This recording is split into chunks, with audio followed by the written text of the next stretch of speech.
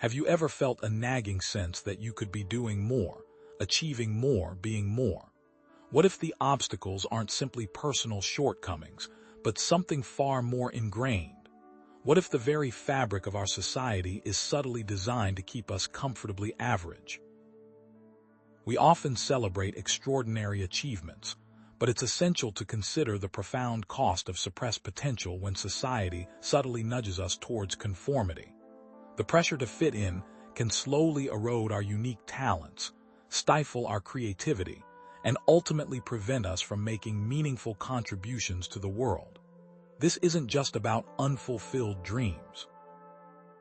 It's about the collective loss of innovation and progress when individuals are discouraged from pursuing their true callings. Think about the countless ideas, inventions, and acts of kindness that might never come to fruition because someone, somewhere, felt compelled to dim their light to blend in. To understand this hidden dynamic, we can turn to the work of Hannah Arendt, a philosopher who grappled with the darkest aspects of human behavior. Arendt introduced the concept of the banality of evil, which suggests that horrific acts are not always the result of monstrous intentions, but can stem from ordinary individuals blindly following orders and failing to exercise critical thought. Her initial work focused on totalitarianism, illustrating how easily societies can descend into conformity and obedience, crushing dissent and individuality in the process. We must consider the desire for conformity as a basic human desire, as this very instinct can be exploited by totalitarian regimes seeking to maintain control. Think of society as a meticulously manicured garden. Instead of allowing a vibrant ecosystem of diverse flora to flourish, the gardeners relentlessly prune any unique or unconventional growth to achieve a uniform, predictable aesthetic. The brilliant rose, the unusual carnation, the hardy wildflower, all are reshaped to fit a predetermined mold. Likewise, consider a classroom setting. The student who diligently memorizes facts for a standardized test is often rewarded, while the student who innovates a new methodology or creates a different path to success is seen as disruptive. In both cases, individuality is suppressed for the sake of conformity.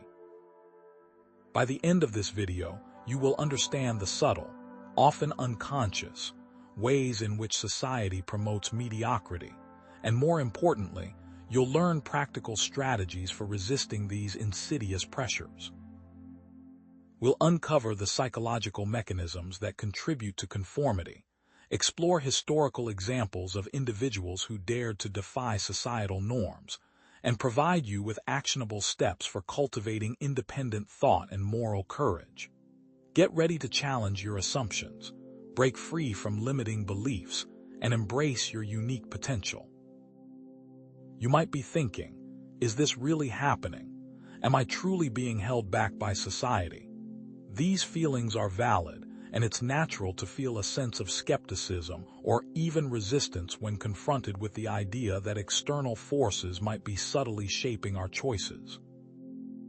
Many of us have felt the pressure to conform, to fit in, to compromise our values for the sake of acceptance, whether it's in the classroom, the workplace, or our social circles.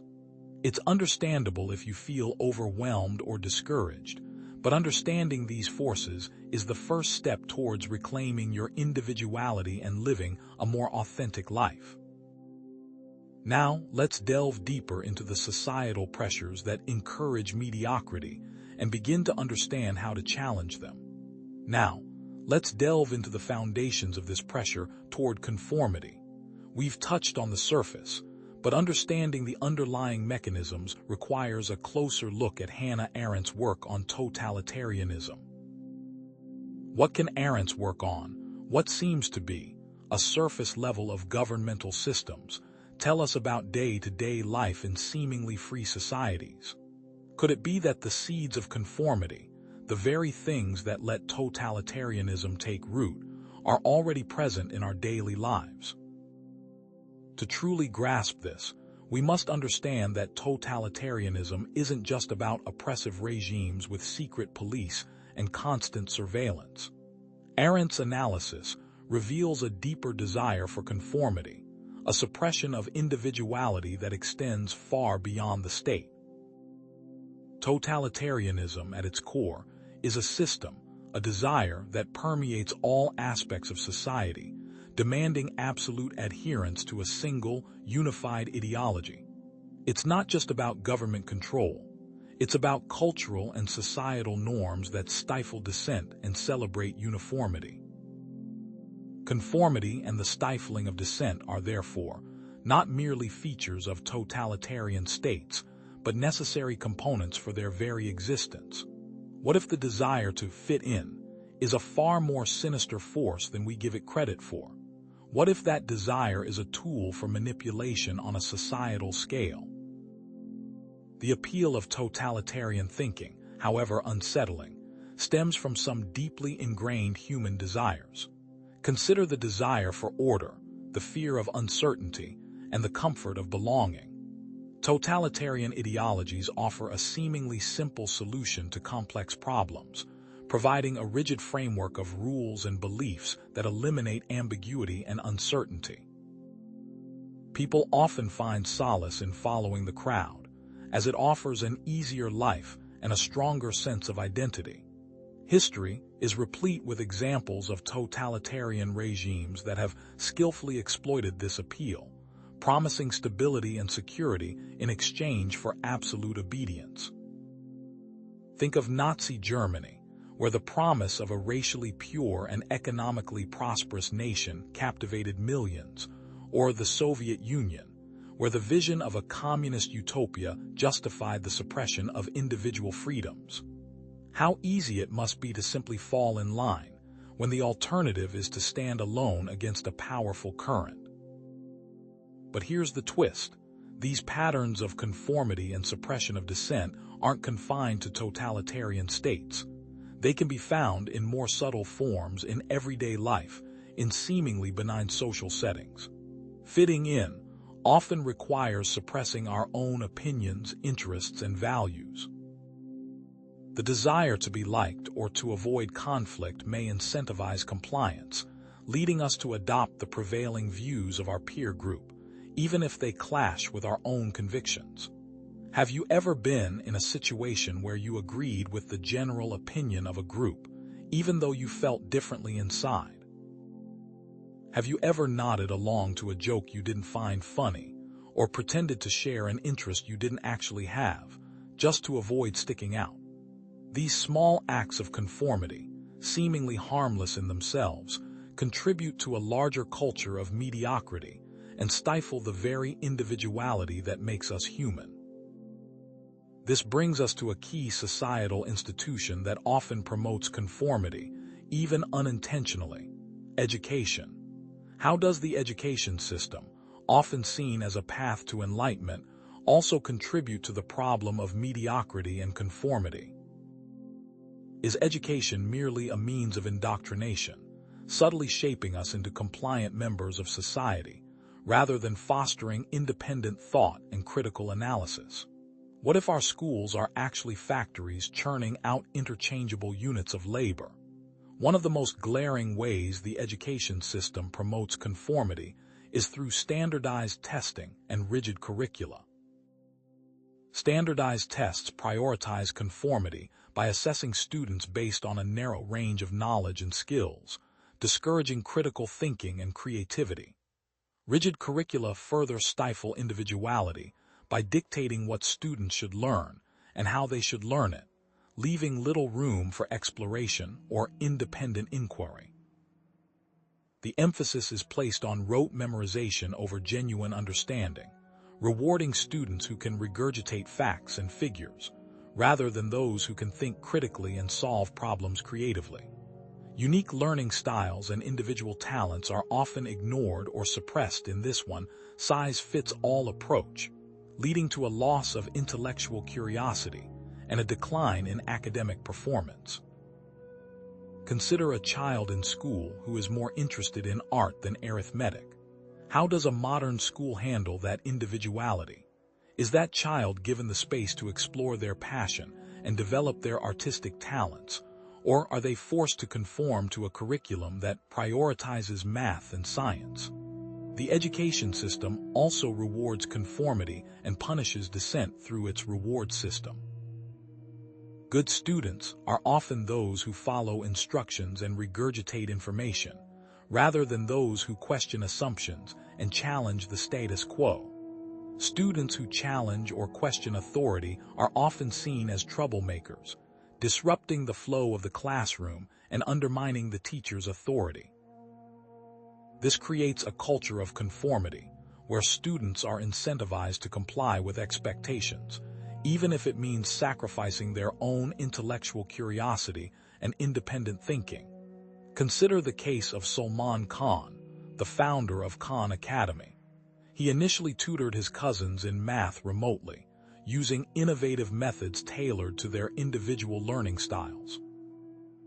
When he tried to implement these methods in a traditional classroom setting, he faced resistance from teachers and administrators who were unwilling to deviate from the standardized curriculum. How has the current education system evolved from previous indoctrination systems of the past? Is there truly a difference, or is it merely a more subtle and sophisticated form of control? Now, let's analyze the long-term implications of an education system that prioritizes conformity over critical thinking. The consequences can be dire, leading to a society of passive consumers, easily manipulated by propaganda and misinformation. A lack of critical thinking skills hinders innovation, problem-solving, and civic engagement, creating a population that is ill-equipped to address the complex challenges facing our world. When individuals are trained to simply accept information without questioning it, they become vulnerable to manipulation by those in positions of power. Consider the state of modern news and media. Do people seem to actually think critically about the information being presented to them, or do they simply accept it at face value? Do they blindly share articles and posts without verifying their accuracy, or do they engage in thoughtful analysis and debate? Does this emphasis on conformity end after school? How does the workplace perpetuate these same patterns, stifling individuality and rewarding obedience? Is there a system to it, or is it simply a matter of individual personalities and management styles? The truth, as you might suspect, is far more insidious. Corporate culture in many ways mirrors the education system, rewarding conformity and discouraging innovation. Obedience and loyalty are often prioritized over creativity and independent thinking, creating a pressure to fit in with the company culture, even if it means suppressing one's own values or opinions. Following rules and regurgitating information is still rewarded, just as it was in school. The company man, the ideal employee who embodies the values and norms of the organization, is often held up as a role model, while those who dare to challenge the status quo are often marginalized or ostracized. What if this desire to fit in is just a smokescreen to keep the gears of industry turning, without giving a second thought to the individuals turning those gears? The price of dissent in the workplace can be steep. Employees who challenge the status quo or speak out against unethical practices are often ostracized, demoted, or even fired. The fear of retaliation can silence dissent and create a culture of conformity, where employees are afraid to voice their concerns or offer alternative perspectives. Quiet firing, a subtle form of social pressure, is another example of this phenomenon, where employees are gradually pushed out of their jobs through a series of negative experiences, such as being excluded from important meetings or being given undesirable assignments. Consider the case of whistleblowers who expose corporate scandals, often at great personal and professional cost. They risk their careers, their reputations, and even their personal safety to bring unethical behavior to light. What is the impact of conformity on innovation and productivity in the workplace? A culture of conformity can stifle creativity, discourage risk-taking, and ultimately lead to stagnation. When employees are afraid to voice their opinions or offer new ideas, the organization loses out on a wealth of potential innovation. Individuals who are forced to suppress their unique talents and ideas experience a loss of potential, leading to decreased job satisfaction and a decline in overall productivity. Without free thought, where would innovation come from? Would we still be using the same outdated technologies and processes, simply because no one dared to challenge the status quo? Consider the impact of conformity on societal and technological progress. Without the willingness to question assumptions and challenge norms, where would we be? This brings us to social media, a modern force of conformity that has the potential to amplify these pressures on an unprecedented scale. How do social media algorithms and echo chambers reinforce conformity and limit exposure to diverse perspectives? What role does technology play in our human need to conform, and how can we resist its insidious influence? So, how do social media algorithms and echo chambers reinforce conformity and limit exposure to diverse perspectives? What role does technology play in our human need to conform, and how can we resist its insidious influence? It seems we've traded the town square for the digital square, and our thoughts are now policed by algorithms. Let's delve deeper into this new frontier of conformity, where our opinions are curated and our perspectives narrowed. Social media algorithms create personalized echo chambers that reinforce existing beliefs and limit exposure to diverse perspectives. These algorithms operate by prioritizing content that aligns with a user's past behavior, creating a filter bubble, where individuals are primarily exposed to information that confirms their pre-existing biases. This algorithmic bias can lead to a distorted perception of reality, where users believe that their views are more widely shared than they actually are. The term filter bubble, coined by activist Eli Pariser, describes this phenomenon, where personalized search results in social media feeds isolate users from information that differs from their viewpoints, effectively trapping them in an ideological echo chamber. These algorithms aren't designed to promote accuracy or objectivity. They're designed to maximize engagement and virality, often at the expense of truth and understanding. Consider the case of political polarization on social media. Studies have shown that individuals who primarily consume news from social media platforms are more likely to hold extreme political views than those who rely on traditional news sources. This is because social media algorithms prioritize content that evokes strong emotional responses, such as anger or outrage, which tends to be more shareable and engaging. As a result, users are often exposed to a constant stream of sensationalized and biased information, reinforcing their existing beliefs and deepening political divisions. The spread of misinformation and propaganda is further amplified by bots and fake accounts, which can be used to create the illusion of widespread support for certain viewpoints or to sow discord and confusion. For example, during the 2016 U.S. presidential election, Russian-linked accounts spread false and misleading information on social media platforms, which may have influenced the outcome of the election. How has the need to achieve virality changed the media landscape?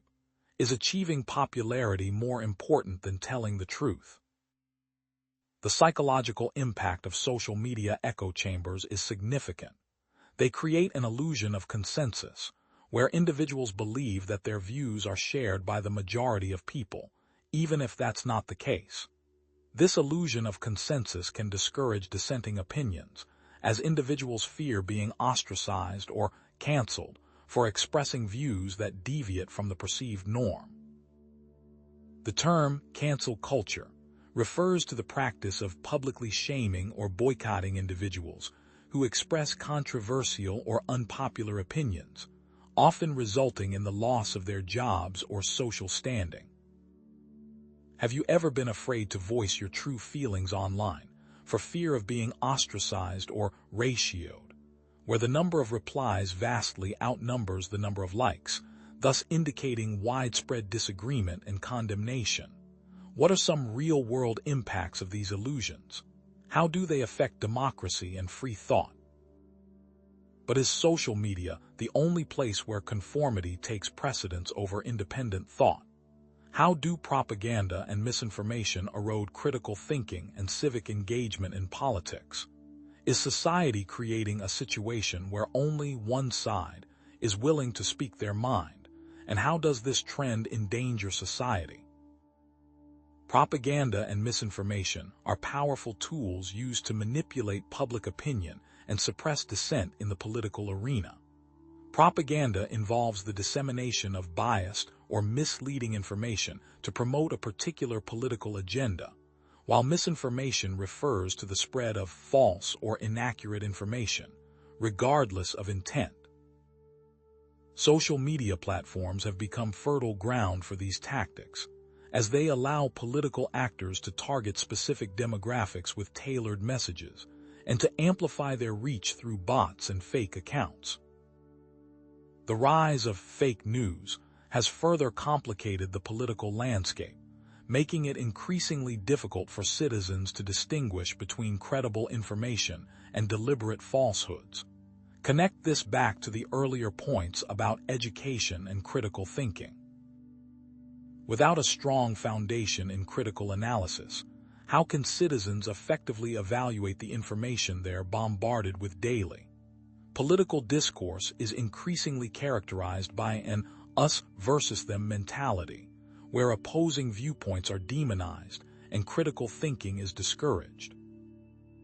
This polarization is fueled by partisan media outlets and political leaders who use divisive rhetoric to rally their supporters and attack their opponents. The result is a climate of hostility and intolerance, where individuals are less likely to engage in civil discourse or to consider alternative perspectives. The demonization of opposing viewpoints can lead to the silencing of dissent and the erosion of civic engagement, as individuals fear being labeled as traitors or enemies for expressing views that deviate from the party line. Consider how politics has become similar to sports, where loyalty to one's team trumps rational discussion and critical evaluation. When did supporting a political party become akin to supporting a sports franchise? The long-term consequences of a political climate where conformity is valued over critical thinking and dissent is suppressed are dire. It can lead to the decline of civil discourse, the rise of extremism, and the erosion of democratic institutions. When citizens are unwilling to engage in thoughtful debate and compromise, it becomes increasingly difficult to address complex societal problems. The suppression of dissent can create an environment where extremist ideologies flourish, as individuals who feel marginalized or disenfranchised turn to radical solutions. Think about historical examples of countries or political movements where this has happened, such as Nazi Germany or the Soviet Union. What occurs when people disagree with the mainstream? This pressure to conform doesn't just come from politics or social media. How do family expectations and pressures discourage individuals from pursuing their own paths and reinforce conformity? Does family unintentionally push children into the same career paths, lifestyles, and beliefs? What seems like love can actually be a subtle form of societal pressure, planted in us since birth. Family expectations and pressures can significantly discourage individuals from pursuing their own paths and reinforce conformity. Children are often incentivized to be good and successful through paths laid out by the family, such as pursuing a particular career or marrying within a certain social class. These expectations can be explicit, such as parents directly pressuring their children to follow in their footsteps, or implicit, such as subtle cues of approval or disapproval based on their choices. The desire to please one's parents and maintain family harmony can lead individuals to suppress their own needs and desires, conforming to family expectations even if it means sacrificing their own happiness. There are often harmless ways that children's personalities and interests can be suppressed by their families.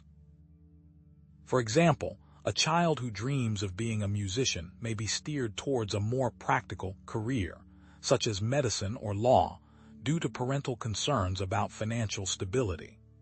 A child who expresses interest in a different culture or religion may be discouraged from exploring these interests due to family traditions or beliefs. Children who deviate from family expectations are often criticized, rejected, or even punished, reinforcing the message that conformity is valued over individuality. Let me share a relatable but anonymous anecdote from viewers of the channel. I always wanted to be an artist, but my parents pushed me to become an engineer. I spent years working in a field I hated, feeling unfulfilled and resentful. It wasn't until my parents passed away that I finally felt free to pursue my passion, but by then, I felt like I had wasted so much time. How does this rejection relate to the earlier points about society and social media? The long-term consequences of suppressed individuality in family dynamics can be devastating.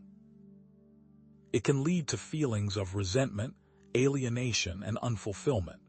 Individuals who are unable to break free from family expectations may struggle to find their own identity or purpose in life.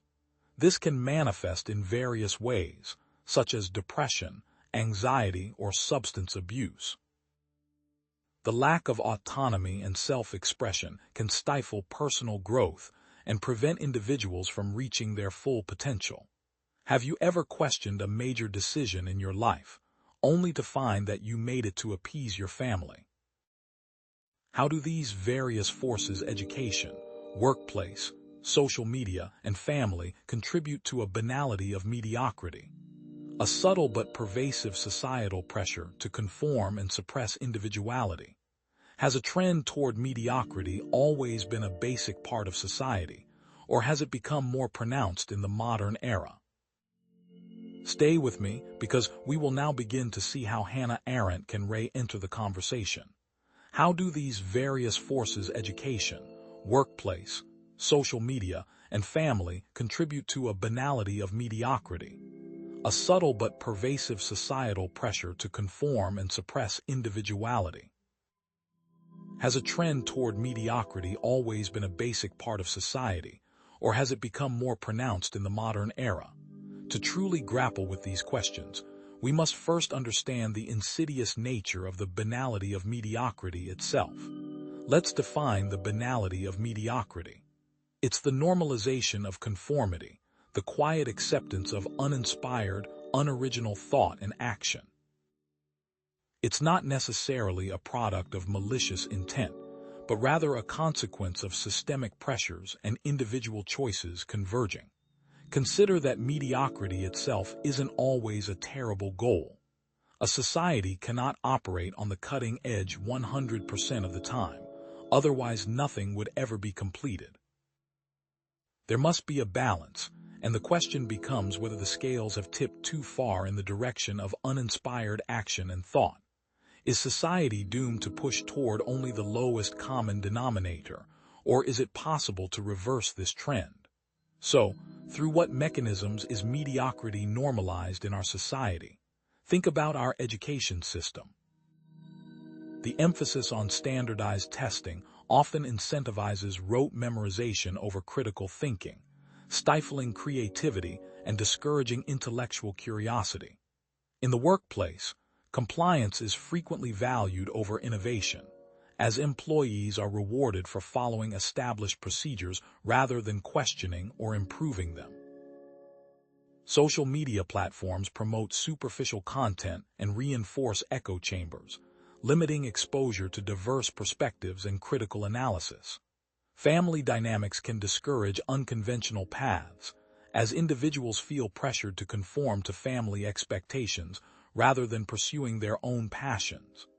These mechanisms often operate subtly and unconsciously, making them difficult to resist.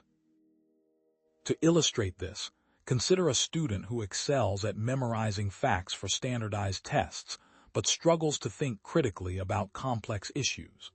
That student may be rewarded with high grades and college acceptances, but they may lack the intellectual tools to succeed in a rapidly changing world.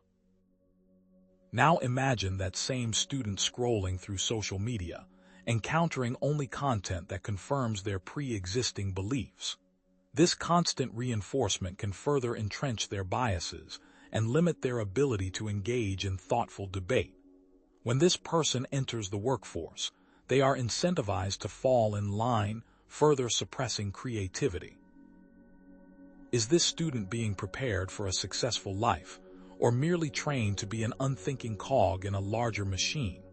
What are the long-term consequences of this banality of mediocrity on individual and societal well-being? A loss of creativity, a decline in innovation, and an erosion of critical thinking. It can also contribute to widespread feelings of unfulfillment, alienation, and a lack of purpose. When individuals are discouraged from pursuing their passions and expressing their unique talents, they may feel disconnected from their work, their communities, and even themselves. This can lead to a society that is stagnant, uninspired, and ill-equipped to address the complex challenges of the 21st century. Is society doomed to always push toward mediocrity? Is it truly possible to change this trajectory, or are we simply destined to accept a world of uninspired conformity? If society subtly pushes us toward mediocrity, what is our individual responsibility in resisting these pressures and cultivating our own unique potential? We can't simply blame external forces. We must also examine our own complicity in perpetuating the banality of mediocrity. And this is where Hannah Arendt's work becomes particularly relevant, because she delved into the question of how ordinary people can participate in extraordinary evil. Arendt's concept of the banality of evil refers to the idea that ordinary people can commit horrific acts without necessarily being evil themselves. This isn't to excuse their actions, but rather to understand that these people are often motivated by a desire to conform, to follow orders, or to simply avoid thinking critically about the consequences of their actions. How can ordinary people become capable of committing atrocities? Is it the evil person that is committing the act, or the system they operate within? Arendt sought to uncover the answer, and what she found was unsettling, to say the least.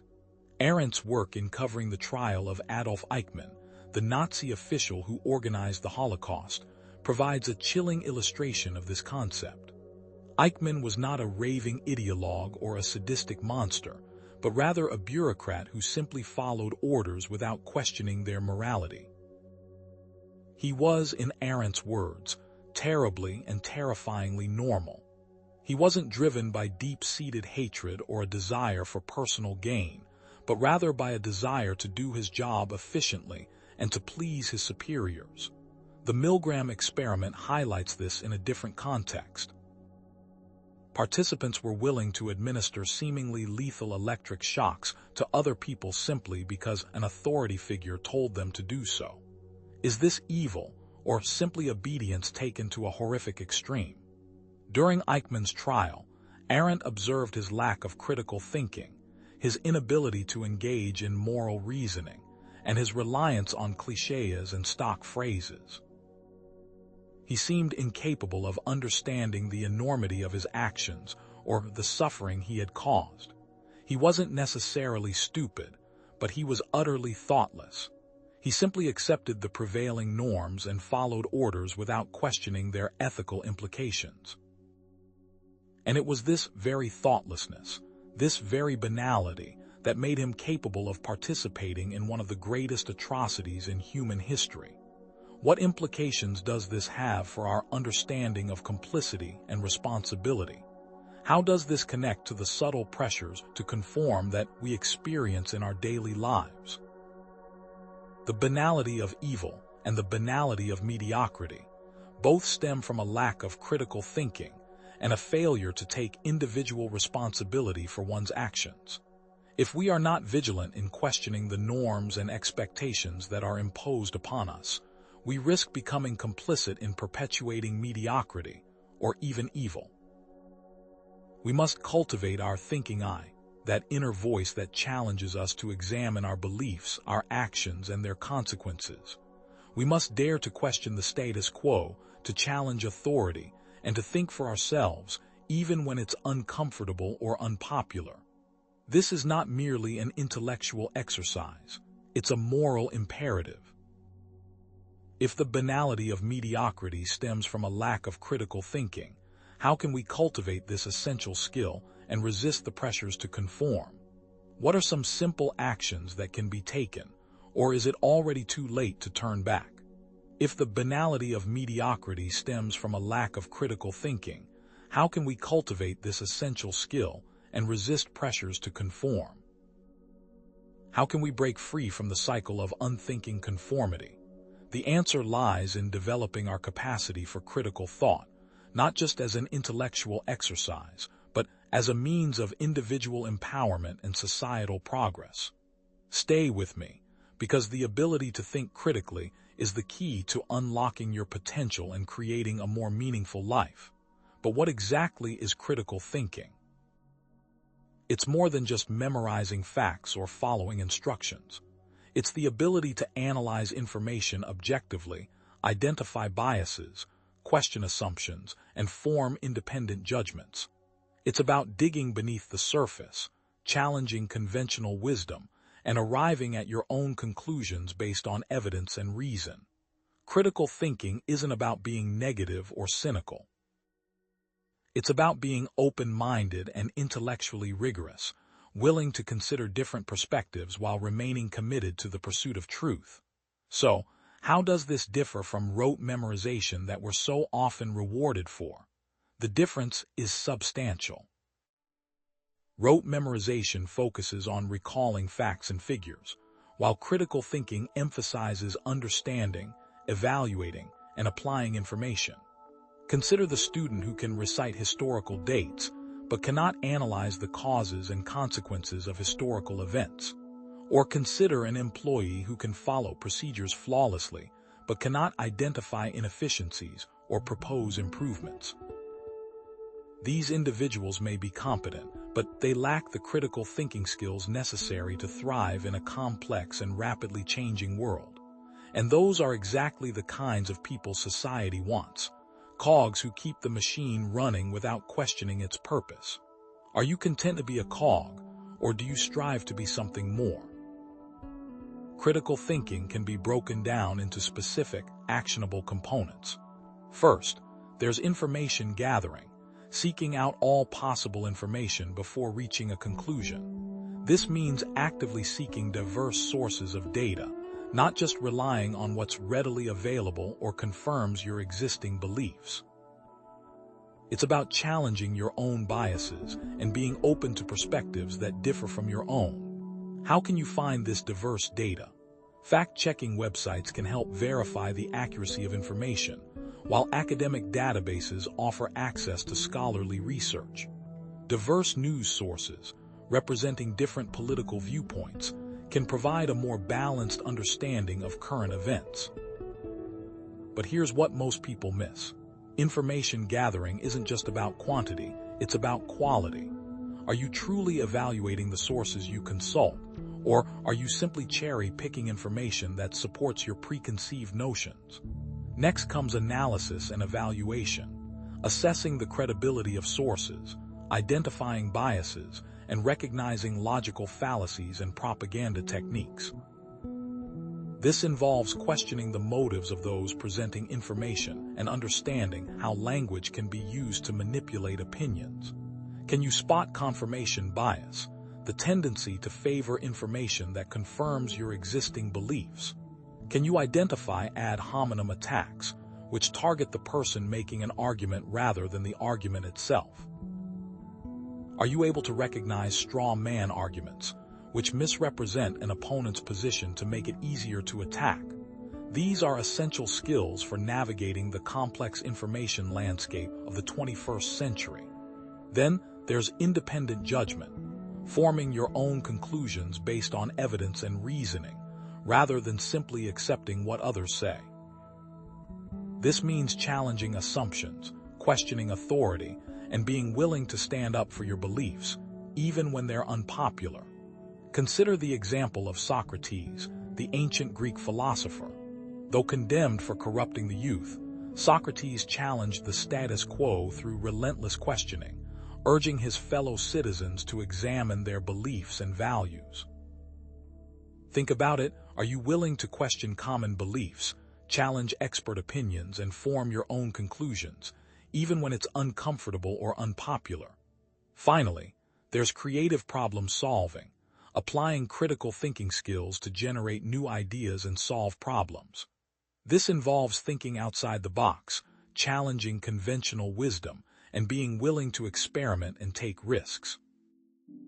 Are you able to brainstorm effectively, exploring different perspectives and generating innovative solutions? Can you think laterally, approaching problems from unconventional angles?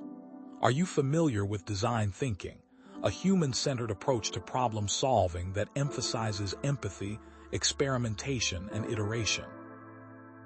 Stay with me, because these skills are essential for thriving in a world that demands innovation and adaptability.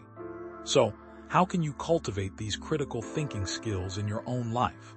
What specific, actionable exercises can you use to sharpen your mind and resist the pressures to conform? One powerful technique is the 5 whys, a method for drilling down to the root cause of a problem by asking why repeatedly. For example, if you're struggling to meet a deadline, you might ask, why am I behind schedule? The answer might be, because I'm spending too much time on social media. Then you ask, why am I spending too much time on social media? The answer might be, because I'm bored and looking for distraction. You continue asking why until you uncover the underlying cause of the problem. This simple technique can help you identify and address the root causes of many of the challenges you face. Another useful tool is the 6 thinking hats method, a framework for exploring different perspectives and ways of thinking about a problem. Each hat represents a different mode of thought: white for facts and information, red for emotions and feelings, black for caution and criticism, yellow for optimism and benefits, green for creativity and new ideas, and blue for process and control. By consciously adopting each of these perspectives, you can gain a more comprehensive understanding of the problem and generate more creative solutions. Have you ever considered using different lenses when approaching a problem? What if you could use them in your day-to-day life? The Socratic questioning technique, a method for stimulating critical thinking by asking probing questions, can also be used. These types of questions often seek conceptual clarification, probe assumptions, probe rationale, reasons and evidence, question viewpoints and perspectives, and probe implications and consequences. Practicing this type of questioning can help individuals develop their capacity for critical analysis and independent judgment. Think about it. Could you use probing questions to find new ways of thinking? Finally, participating in debates and arguments can sharpen your reasoning skills and challenge your assumptions. By engaging in thoughtful discussions with others who hold different viewpoints, you can expose yourself to new ideas, identify weaknesses in your own arguments, and refine your critical thinking abilities. But here's a word of caution. Debate and argumentation should be about the pursuit of truth, not about winning at all costs. Are you able to engage in respectful dialogue with those who disagree with you, or do you simply dismiss their views out of hand? Cultivating critical thinking is not a one-time event. It's an ongoing process that requires consistent effort and practice. The more you exercise your critical thinking skills, the stronger they will become. By consciously applying these techniques to real-world situations, you can break free from the banality of mediocrity and cultivate your own unique potential. But critical thinking alone is not enough. It must be coupled with something more, something that enables you to act on the truths you uncover. How can we cultivate the moral courage to stand up for our beliefs and resist pressures to conform, even when it's difficult or unpopular? If critical thinking helps us discern what is right, how do we find the courage to do what is right? This is the question we will turn to next, for resisting the banality of mediocrity requires not only a sharp mind but also a strong will. How can we cultivate the moral courage to stand up for our beliefs and resist pressures to conform, even when it's difficult or unpopular? If critical thinking helps us discern what is right, how do we find the courage to do what is right, especially when society seems determined to drag us down into the depths of mediocrity? Critical thinking alone is not enough. It must be coupled with the courage to act on one's convictions, the bravery to step outside the well-worn paths of conformity. Resisting the banality of mediocrity requires not only a sharp mind but also a strong will. But is moral courage a rare trait, reserved for saints and heroes, or can it be cultivated within each of us? Moral courage can be defined as the ability to act according to one's values and principles, even when facing opposition, ridicule, or potential consequences. It's about doing what you believe is right, regardless of the personal cost. Think of it as an inner compass, guiding your actions even when the winds of societal pressure are howling in your face. It's about intellectual and emotional strength rather than mere physical bravery. A soldier might display physical courage on the battlefield, but moral courage is demonstrated by the whistleblower who exposes corporate corruption, knowing they will likely face retaliation. Moral courage requires a deep understanding of your own values and a steadfast commitment to upholding them, even when it's uncomfortable or inconvenient.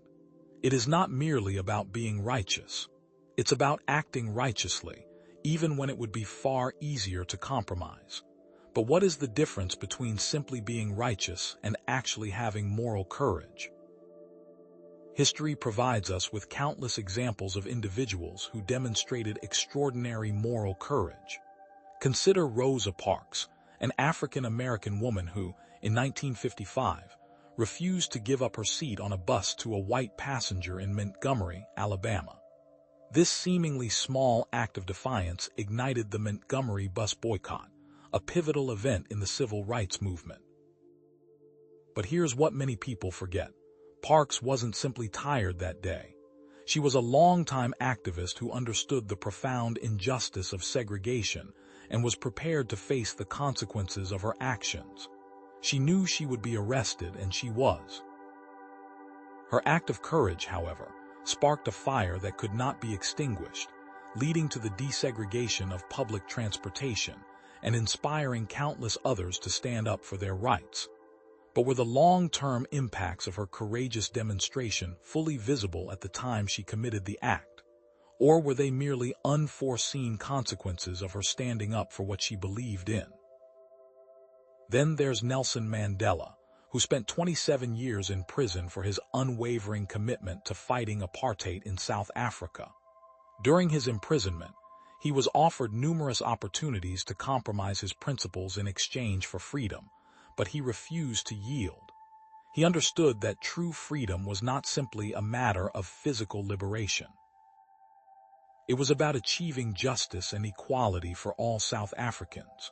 What most people don't realize is that Mandela's moral courage inspired not only his movement, but also countless others around the world who were fighting for justice and equality.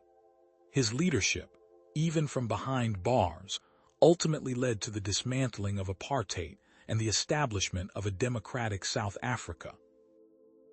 But how did his moral courage, so resolute and unwavering, manage to inspire an entire movement? We should also consider whistleblowers, those individuals who expose corruption or wrongdoing, often at great personal risk. Edward Snowden, for instance, leaked classified information from the National Security Agency, NSA, in 2013, revealing the extent of government surveillance programs. His actions sparked a global debate about privacy, security, and the balance of power between the state and the individual. But here's the twist. Snowden knew that his actions would likely lead to his prosecution and exile, yet he acted anyway, believing that the public had a right to know what their government was doing. Similarly, Chelsea Manning, a former intelligence analyst, leaked classified military documents to WikiLeaks, exposing potential war crimes and human rights abuses. Manning faced severe consequences for her actions, including imprisonment.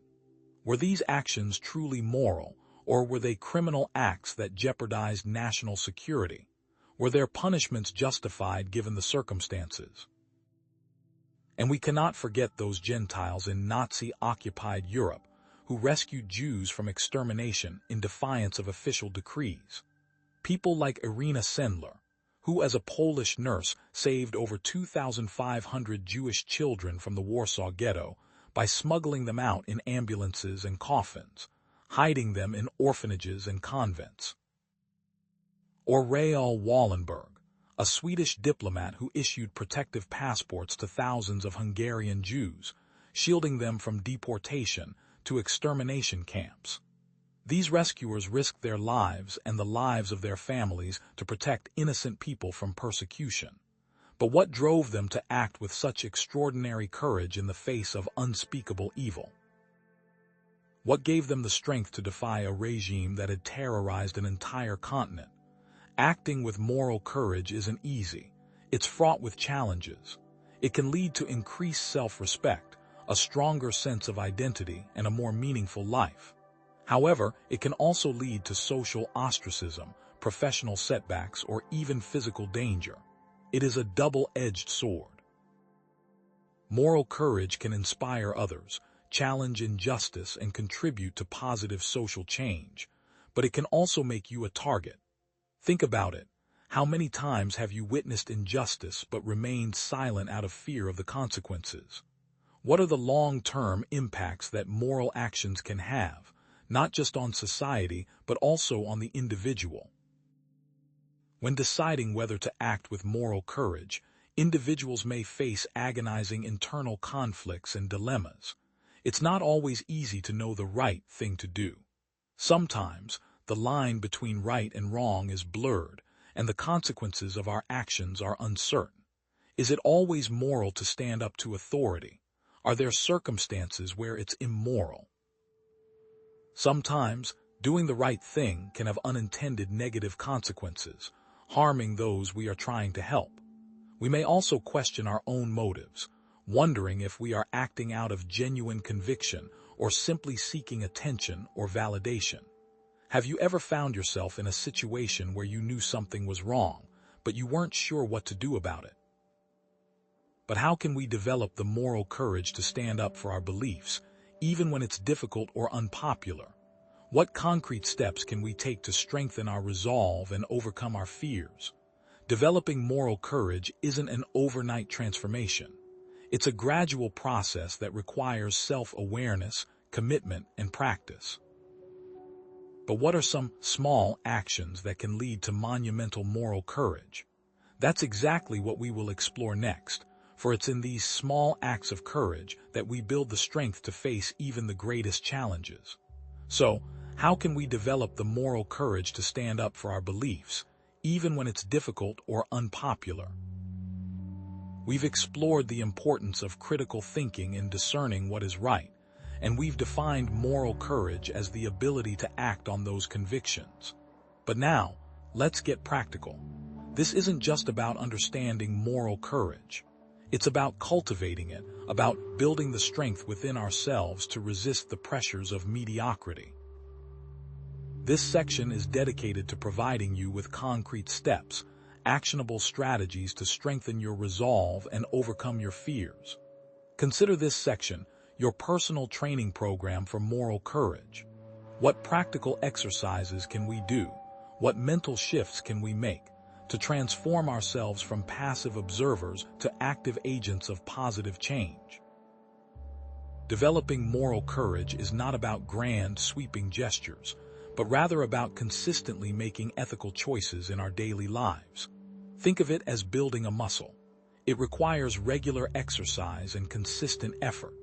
Let's think about the building blocks of moral courage, the essential components that, when combined, create a foundation of unwavering resolve. What are these building blocks and how do we begin to lay them? The first building block is self-awareness. You cannot act with moral courage if you don't know what you stand for. Self-awareness involves understanding your own values, beliefs, and principles. What truly matters to you? What are the non-negotiable tenets that guide your decisions? Take some time for introspection and self-reflection. Ask yourself tough questions. What am I willing to fight for? What am I unwilling to compromise? Identifying and articulating your core principles is the first step toward aligning your actions with your beliefs. What are you willing to stand up for, even if it means standing alone? It may be helpful to keep a journal where you can reflect on ethical dilemmas that you face in your daily life. By consistently examining your values, you will be better prepared to act with moral courage when faced with difficult decisions. Empathy is another crucial building block. Developing empathy for others can significantly strengthen your moral courage.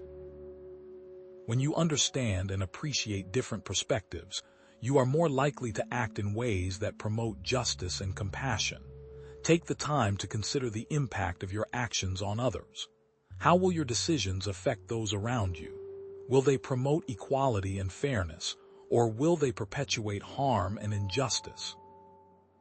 To truly understand moral courage, you must connect with the struggles and experiences of others. Put yourself in their shoes. This understanding can transform moral courage from an abstract idea into a deeply personal commitment. Have you ever considered how your actions, or inaction, might affect someone else's life? Familiarizing yourself with ethical frameworks can also provide a solid foundation for moral decision-making.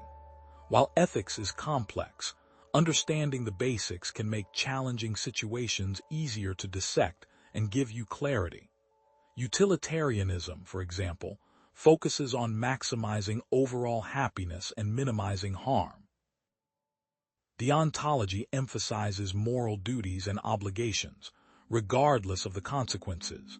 Virtue ethics focuses on cultivating virtuous character traits, such as honesty, compassion, and courage.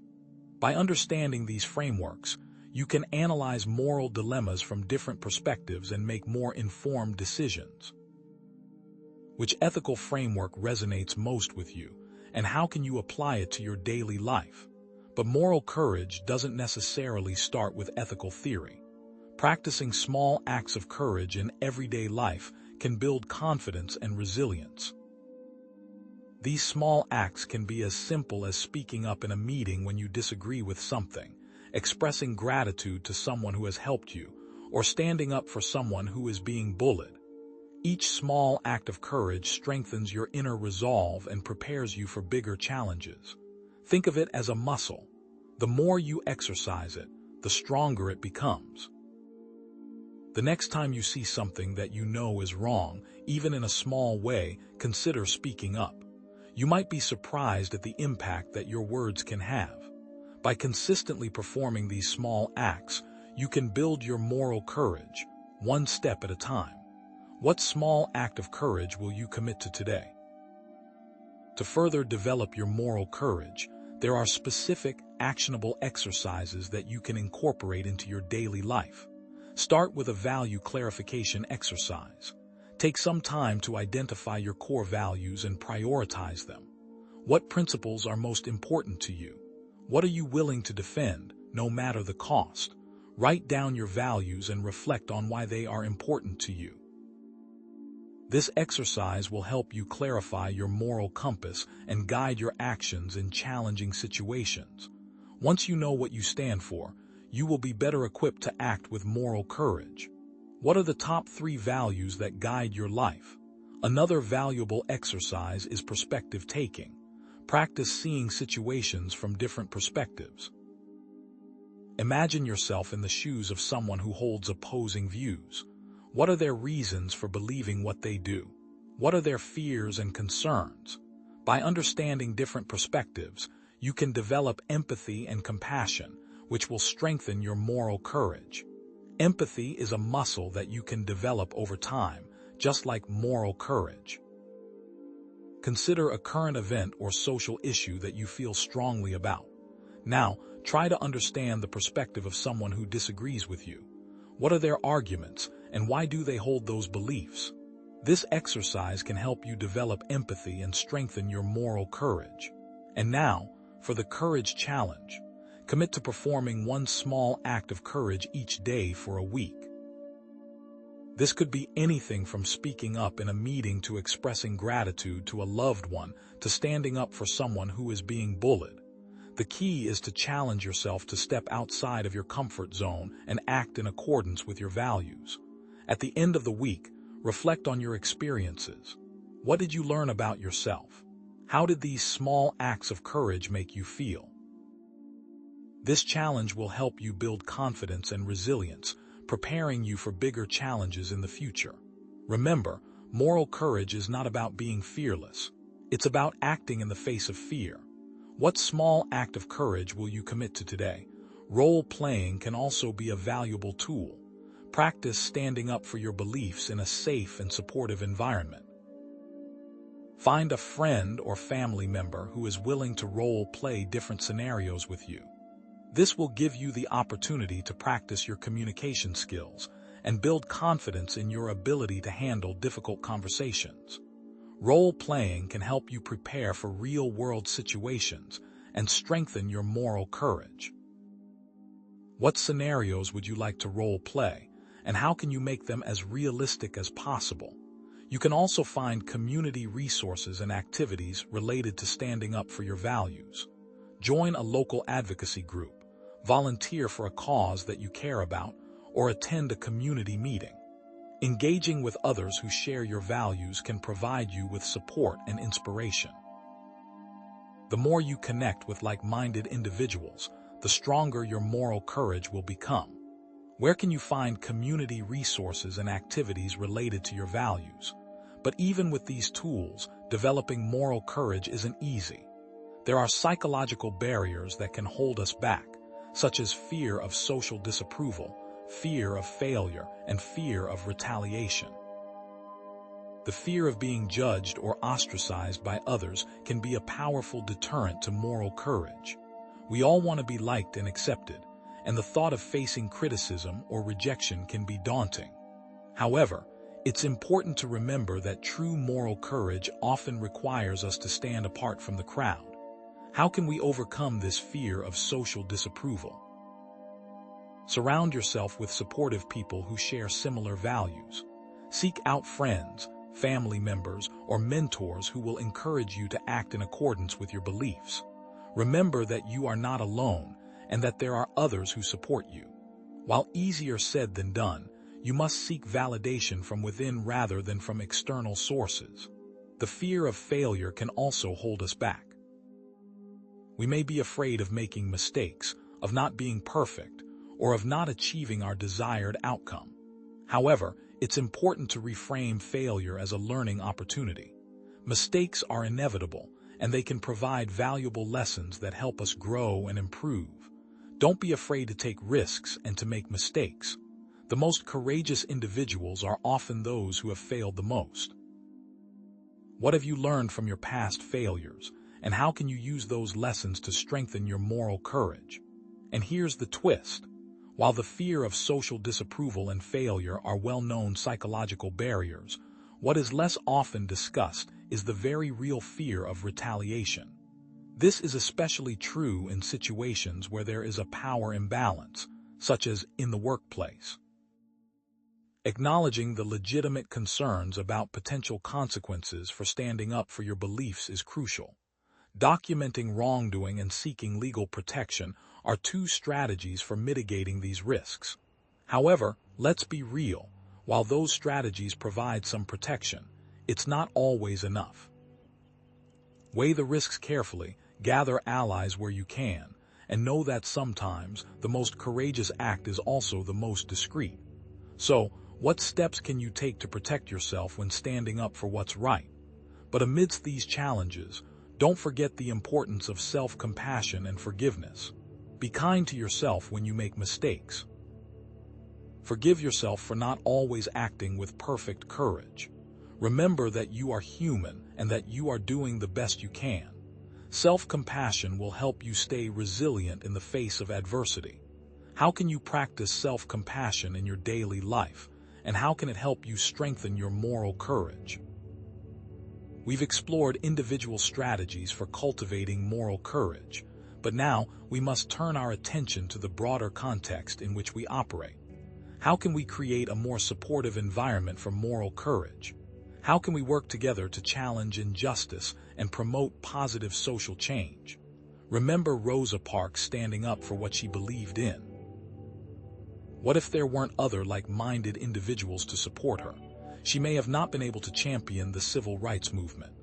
The power of an individual is magnified when combined with that of the collective. In order to create a just society, we must work together to challenge mediocrity and promote moral courage. What is the power of collective action? How can we create the social structures needed for a more courageous society? So, what is the power of collective action, and how can we create the social structures needed for a more courageous society? If individual acts of courage are essential, can they truly scale to create systemic change without the support of a larger community? Remember, even the bravest individuals can face immense pressure to conform. The question we must now confront is whether true moral change can be accomplished alone, or is individual transformation simply the crucial first step? Let's define our terms.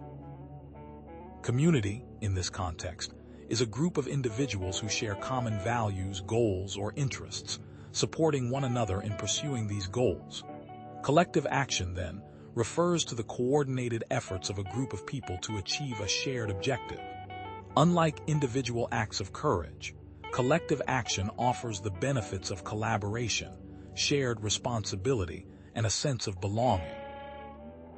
A community provides mutual support, encouragement, and a shared purpose, strengthening the moral courage of its members.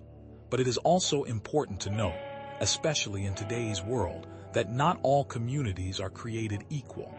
How does community help create an environment where moral courage can flourish? Consider the civil rights movement, a powerful example of successful collective action. Activists organized protests, boycotts, and other forms of collective action to challenge segregation and discrimination. Community leaders, such as Martin Luther King Jr., mobilized and inspired people to take action, providing a sense of unity and shared purpose. This movement, built on collective action, demonstrated that even deeply entrenched systems of oppression could be challenged and overcome. Or consider the women's suffrage movement. Suffragettes organized marches, demonstrations, and other forms of collective action to advocate for women's right to vote. Organizations such as the National Women's Party coordinated and promoted these efforts, creating a united front that could not be ignored. But what happens when the success of one movement isn't replicated in another? What are the key differences that allow for the flourishing of some movements and the downfall of others? And then there is environmental activism. Numerous environmental groups have successfully advocated for policies to protect the environment and combat climate change. Grassroots movements raise awareness and pressure governments and corporations to take action. These success stories show us that community support and collective action are essential for achieving meaningful change. So, how did these groups overcome internal disagreements or outside challenges? But here's the twist. While collective action holds immense potential, it also presents significant challenges. The free rider problem, for example, occurs when individuals benefit from collective action without contributing to the effort. This can undermine the motivation of those who are actively involved. And conflicting interests among members can also hinder progress. Negotiation, compromise, and mediation are essential for resolving conflicts and building consensus. And let's not forget the potential for online communities to devolve into echo chambers. What are some other common internal problems of groups that try to take action? What happens when groups splinter? Speaking of online communities, let's now turn our attention to technology. Technology has helped form online communities, both for good and ill. The ability to connect with like-minded individuals across geographical boundaries has made it easier than ever to organize collective action. However, the anonymity and echo chamber effect of some online communities can also lead to polarization and the spread of misinformation. It has also created a culture of cancellation and groupthink that is damaging to individuality. So, how can we harness the power of digital communities for good and avoid echo chambers and a groupthink mentality? But how can we be sure that the communities we join online are actually serving a positive purpose? This brings us to a critical question. How can you find a community of like-minded individuals who share your values and support your efforts to make a difference? What are some specific actions you can take to contribute to collective action and promote positive social change? Perhaps the best way to start is by looking at the local level. What opportunities for community action exist in your neighborhood, town, or city? How can collective action and community involvement truly help us overcome this banality of mediocrity? And furthermore, how can it help us to create a more just and equitable world? Or is that just wishful thinking? If, as Arendt suggests, moral courage is essential to resist the pressures of conformity, how can communities nurture and enable this courage, creating a united front against societal pressures? Is it possible that true and lasting change only comes when individuals band together, amplifying their voices and sharing the burden of resistance? Think about this. Could community engagement be the most powerful bulwark against the insidious creep of mediocrity that threatens to engulf us all? But let's ask ourselves this. Are we even defining success correctly? Is our conventional definition of success primarily individual achievement and external validation like wealth, fame, and status, actually contributing to the very mediocrity we seek to escape? This narrow definition incentivizes ruthless competition, stifling conformity, and a relentless, often superficial, focus on goals that ultimately leave us hollow. Instead, what if we reframed success in terms of collective well-being, tangible social impact, and deep personal fulfillment? How could this reframing connect to Arendt's profound call for an enlarged mentality, a concept we will explore later in this series? Are our traditional measures of success fundamentally outdated or perhaps even deeply flawed, trapping us in a cycle of endless striving for things that don't truly matter? Consider the inspiring examples of individuals and organizations that are forging alternative models of success.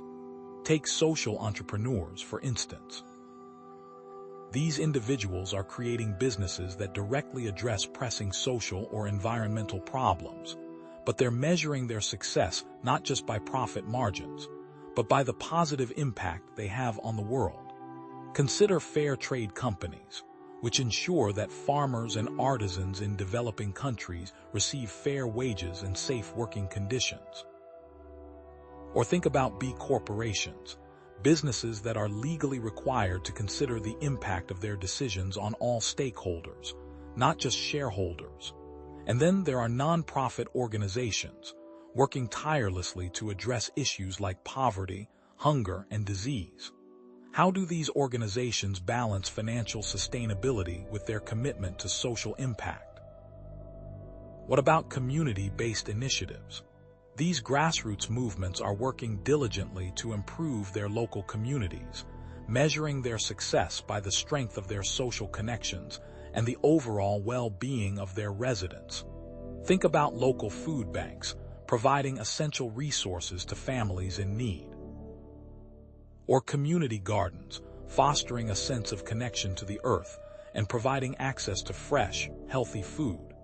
And consider neighborhood watch groups, working to create safer and more secure communities. These initiatives remind us that success isn't just about individual gain, but about building a stronger, more vibrant community for all. What role do these initiatives play in fostering a sense of belonging and shared responsibility? And then there are collaborative art projects. Artists are increasingly creating collaborative projects that engage communities and promote social dialogue, measuring their success by the level of participation and the profound impact on public discourse. Think about community murals, transforming public spaces and reflecting the unique identity of a neighborhood, or public art installations, sparking conversations and challenging conventional ways of thinking. And consider participatory theater productions, engaging audiences in the creative process and fostering a sense of shared experience. In each of these examples, collaboration, empathy, and a laser focus on creating positive change are key. How can these alternative models of success inspire us to redefine our own aspirations and values? Now, let's analyze the profound implications of shifting our focus from individual achievement to collective well-being. Increased empathy and compassion are just the tip of the iceberg. By focusing on the needs of others, we can cultivate a deeper sense of empathy and compassion, ultimately leading to a more just and caring society. Stronger social connections are another vital benefit. Participating in collective action strengthens our social connections, fostering a greater sense of belonging and providing a crucial network of support. A greater sense of purpose is perhaps the most significant implication of all. Contributing to something larger than ourselves provides a sense of purpose and deep meaning in life, powerfully combating feelings of alienation and unfulfillment. How can this shift fundamentally change your perception of the world and the very nature of your relationships within it? This brings us to a critical question. How can our education system be reformed to promote these alternative success models and to cultivate critical thinking, moral courage, and a strong focus on collective well-being, rather than simply preparing students to become cogs in the workforce? After all, can we truly foster a society that values collaboration and social impact if our schools continue to prioritize rote memorization and standardized testing? Can education itself become a catalyst for fostering alternative success models? The answer may lie in reimagining education altogether, prioritizing critical thinking, unbridled creativity, deep empathy, and sound ethical reasoning, rather than the often soul-crushing rote memorization and the endless standardized testing that has come to define modern schooling. What specific pedagogical approaches can foster these crucial skills? Consider project-based learning, where students delve into real-world problems and work collaboratively to develop innovative solutions. Or inquiry-based learning, empowering students to ask questions, explore their own interests, and construct their own knowledge. And then there's service learning, connecting classroom learning to tangible, real-world problems in the community, fostering a deep sense of civic responsibility. How do these alternative approaches compare with more traditional methods? But are these just abstract concepts? Fortunately, there are already examples of alternative educational models that are implementing these approaches with remarkable success. Consider Montessori schools, fostering independence, creativity, and self-directed learning, or Waldorf schools, emphasizing holistic development and integrating arts and crafts into the curriculum. And then there are democratic schools, empowering students to have a voice in the governance of the school and promoting a sense of shared ownership. What fundamental principles guide these innovative schools? Let's dive into specific examples of these innovative educational programs that are cultivating critical thinking, empathy, and a focus on collective well-being. Take the Genius Hour project, for example. Students are given dedicated time, often an hour a day or a week, to pursue their own passions and interests, fostering not only creativity but self-directed learning and a genuine love of discovery. Service learning programs engage students in impactful community service projects that connect what they learn in the classroom to real-world problems, fostering empathy and a strong sense of civic responsibility. And social-emotional learning, or SEL programs, explicitly teach students vital skills such as self-awareness, self-regulation, social awareness, relationship skills, and responsible decision-making, skills essential for fostering empathy and sound ethical reasoning.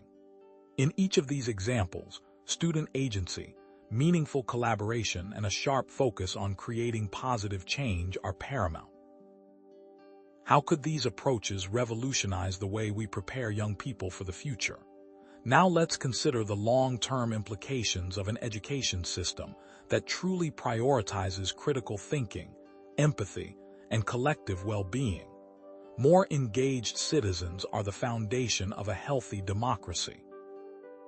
Students are empowered to become not just passive observers, but actively involved citizens deeply committed to solving pressing social and environmental problems. More innovative leaders emerge as well.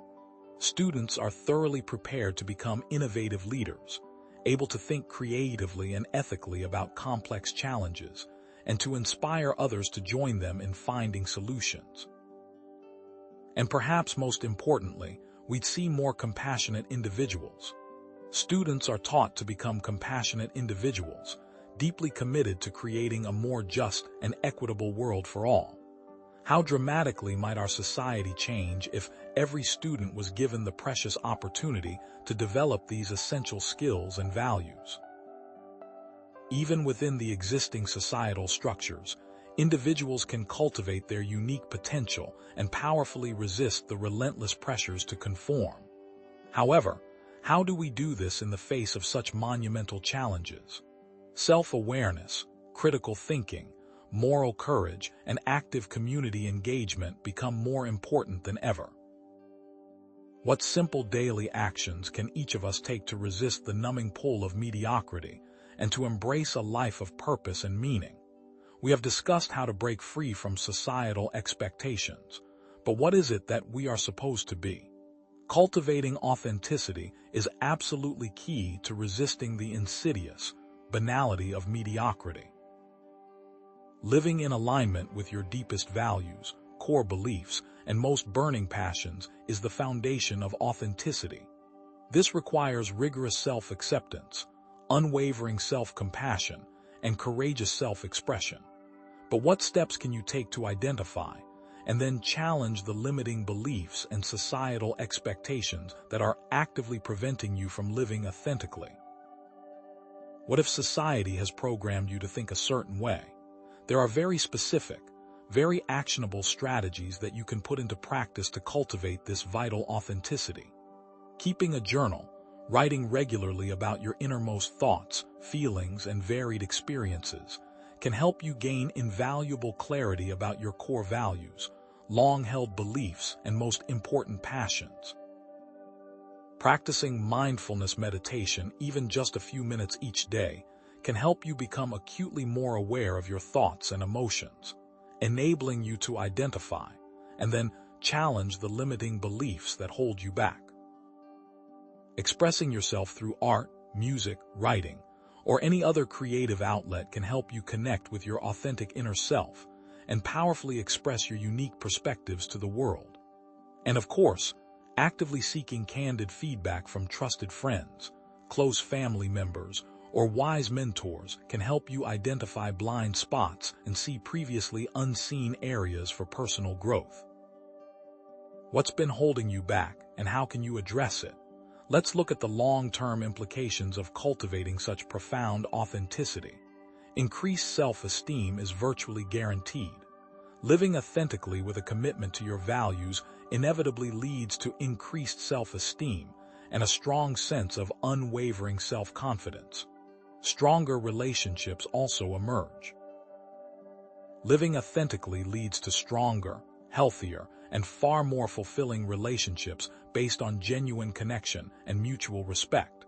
And most importantly, it leads to a far greater sense of deep fulfillment. Living authentically gives you a lasting sense of purpose and meaning in life that far transcends the fleeting pleasures of superficial achievement.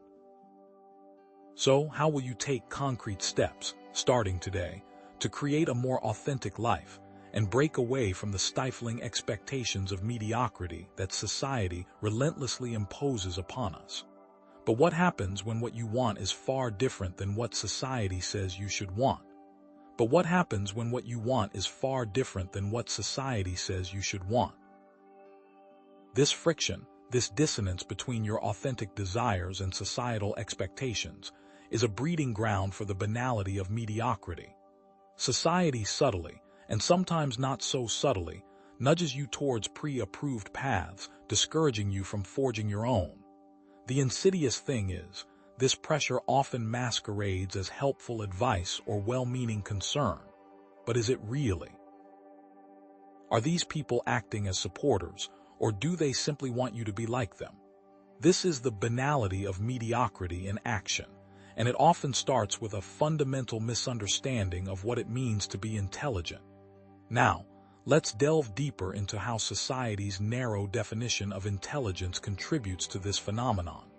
We touched on education earlier, and it's worth revisiting.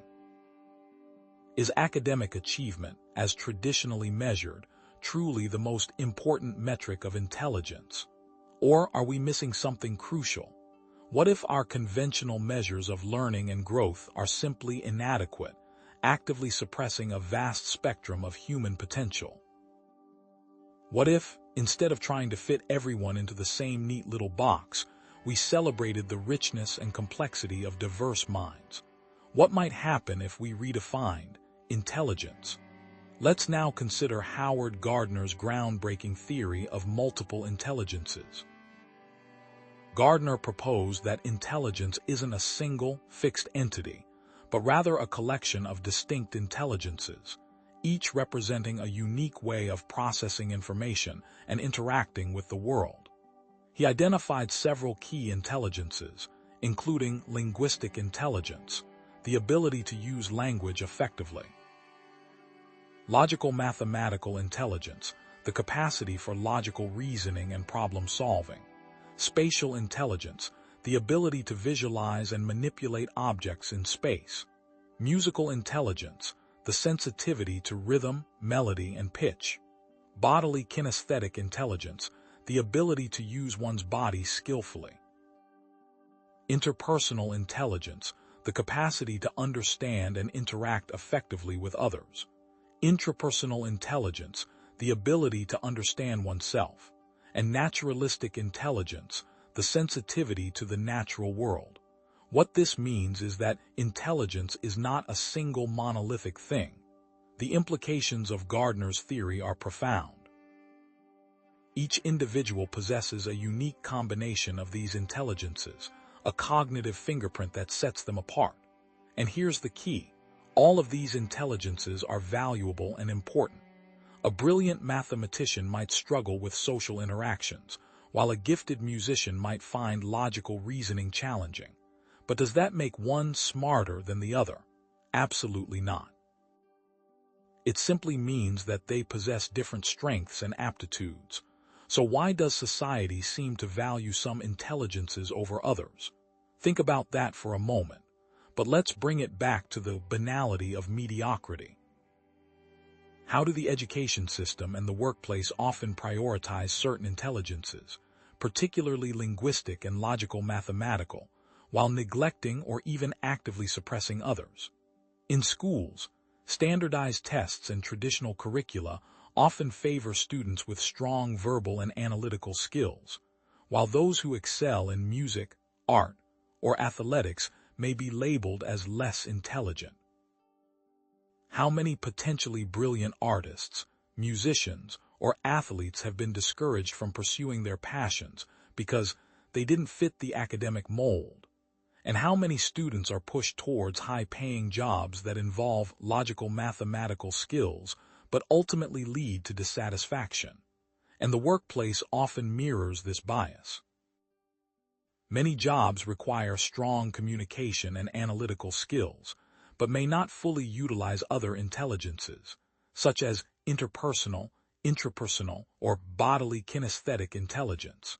Someone with great interpersonal skills might be forced to work in isolation, or someone with incredible musical ability may be stuck in a cubicle, never getting to express their talent. Are there certain workplace environments that encourage diverse intelligences? And if not, what does that lack of encouragement do to employee morale? Think about the lost potential, the stifled creativity, the untapped talent that results from this narrow focus. Individuals are forced to suppress their unique intelligences, to conform to a standardized ideal of smartness that doesn't reflect their true abilities. What a tragic waste of human potential. Imagine a world where everyone felt empowered to develop and utilize their unique combination of intelligences. What kind of innovations might we see? What kind of fulfilling lives might people lead? Now, let's analyze the benefits of cultivating your unique intelligences. First, it can lead to dramatically increased self-awareness. Understanding your own intelligences can lead to greater self-awareness and self-acceptance. When you recognize your strengths, you can focus on developing them further. When you understand your weaknesses, you can seek out support or find strategies to compensate for them. It also fosters far greater creativity and innovation. Cultivating diverse intelligences can foster creativity and innovation. By drawing on different ways of thinking, you can approach problems from new angles and develop novel solutions. Think about Leonardo da Vinci, who excelled in art, science, and engineering, or Steve Jobs, who combined his passion for design with his business acumen. And perhaps most importantly, it can lead to more meaningful work. Aligning your work with your intelligences can lead to greater job satisfaction and a sense of purpose. When you're doing something that you're good at and that you enjoy, you're more likely to feel engaged, motivated, and fulfilled. So how does this all connect to the banality of mediocrity? By recognizing and developing your unique talents, you're actively resisting conformity. You're saying, I'm not going to let society tell me what I'm good at. I'm going to discover my own strengths and use them to make a meaningful contribution to the world. Think about this. Which of your unique intelligences are you currently neglecting? This brings us to a broader perspective. How can we embrace neurodiversity and celebrate differences in brain functioning, rather than trying to force everyone to conform to a single standard? Because if everyone is the same, then what is the point of anyone? And so how do we recognize different approaches to life and realize what could come of those differences? What are the potential benefits of such a move? Is it possible that an entirely new vista could be opened up? Let's define neurodiversity. Neurodiversity is the idea that neurological differences, such as autism, ADHD, dyslexia, and Tourette's syndrome, are normal variations in the human population, rather than deficits or disorders. It challenges the notion of a single normal brain and recognizes the value of different ways of thinking, learning, and processing information. Imagine, for a moment, a world where everyone thought exactly the same way. What would be the consequences? What would be lost? The beauty of the world lies in its diversity, and that includes neurological diversity. Let's now consider what the strengths and contributions of neurodivergent individuals are. Autistic individuals often have exceptional attention to detail, pattern recognition skills, and logical reasoning abilities. Individuals with ADHD often have high levels of creativity, energy, and spontaneity. Those with dyslexia often have strong visual spatial skills, creative problem-solving abilities, and entrepreneurial tendencies. Consider Temple Grandin, an autistic woman who revolutionized the livestock handling industry, or Richard Branson, a dyslexic entrepreneur who built a global empire. The list goes on and on. What these people prove is that neurodivergent individuals are not simply disabled or deficient. Rather, they possess unique strengths and perspectives that can benefit society. How then do we create inclusive environments that support and celebrate neurodiversity? In schools, it means designing curricula and teaching methods that accommodate different learning styles. It means providing individualized support for students who need it, without stigmatizing them. And it means fostering a culture of acceptance and understanding, where neurodivergent students feel valued and respected. In the workplace, it means designing jobs and work environments that accommodate different work styles. It means providing reasonable accommodations for employees who need them. Think about flexible work schedules, quiet workspaces, or assistive technology. And it means fostering a culture of inclusion and respect, where neurodivergent employees feel empowered to contribute their unique talents. In society as a whole, it means challenging stigma and promoting understanding. It means educating ourselves and others about neurodiversity. It means advocating for policies that support neurodivergent individuals. And it means celebrating the contributions of neurodivergent people in all fields of endeavor. Consider this: how can you, personally, contribute to creating a more neurodiversity-affirming environment? Ultimately, how can we challenge the societal expectations that contribute to the banality of mediocrity and create our own definitions of success and fulfillment? Because ultimately, that's the goal. What's the purpose of living without personal fulfillment? How can you decide your own metrics for success? What you can do is reject external validation and embrace intrinsic motivation. It's absolutely crucial for resisting societal pressures and living a life of purpose. Intrinsic motivation is the drive to do something for its own sake, rather than for external rewards or recognition.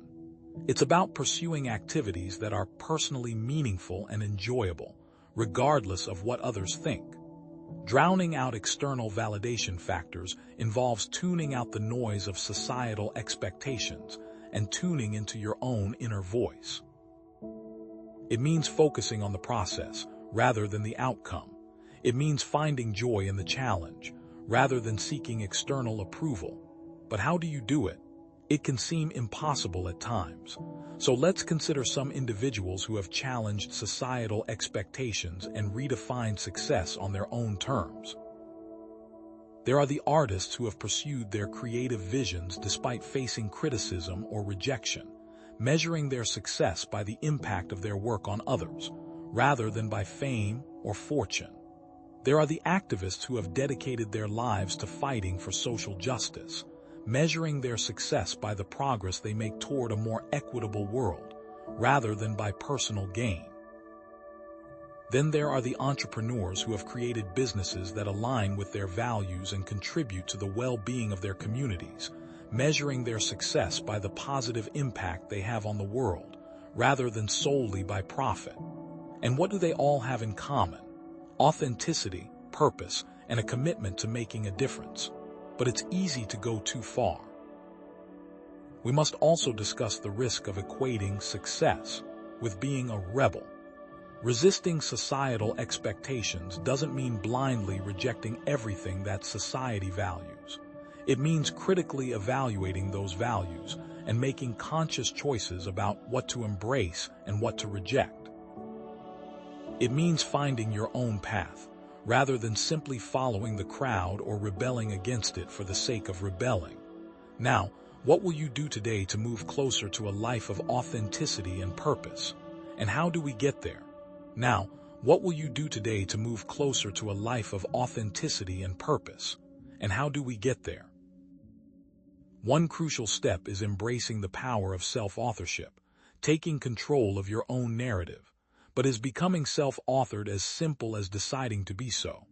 No, it's a complex process requiring constant effort.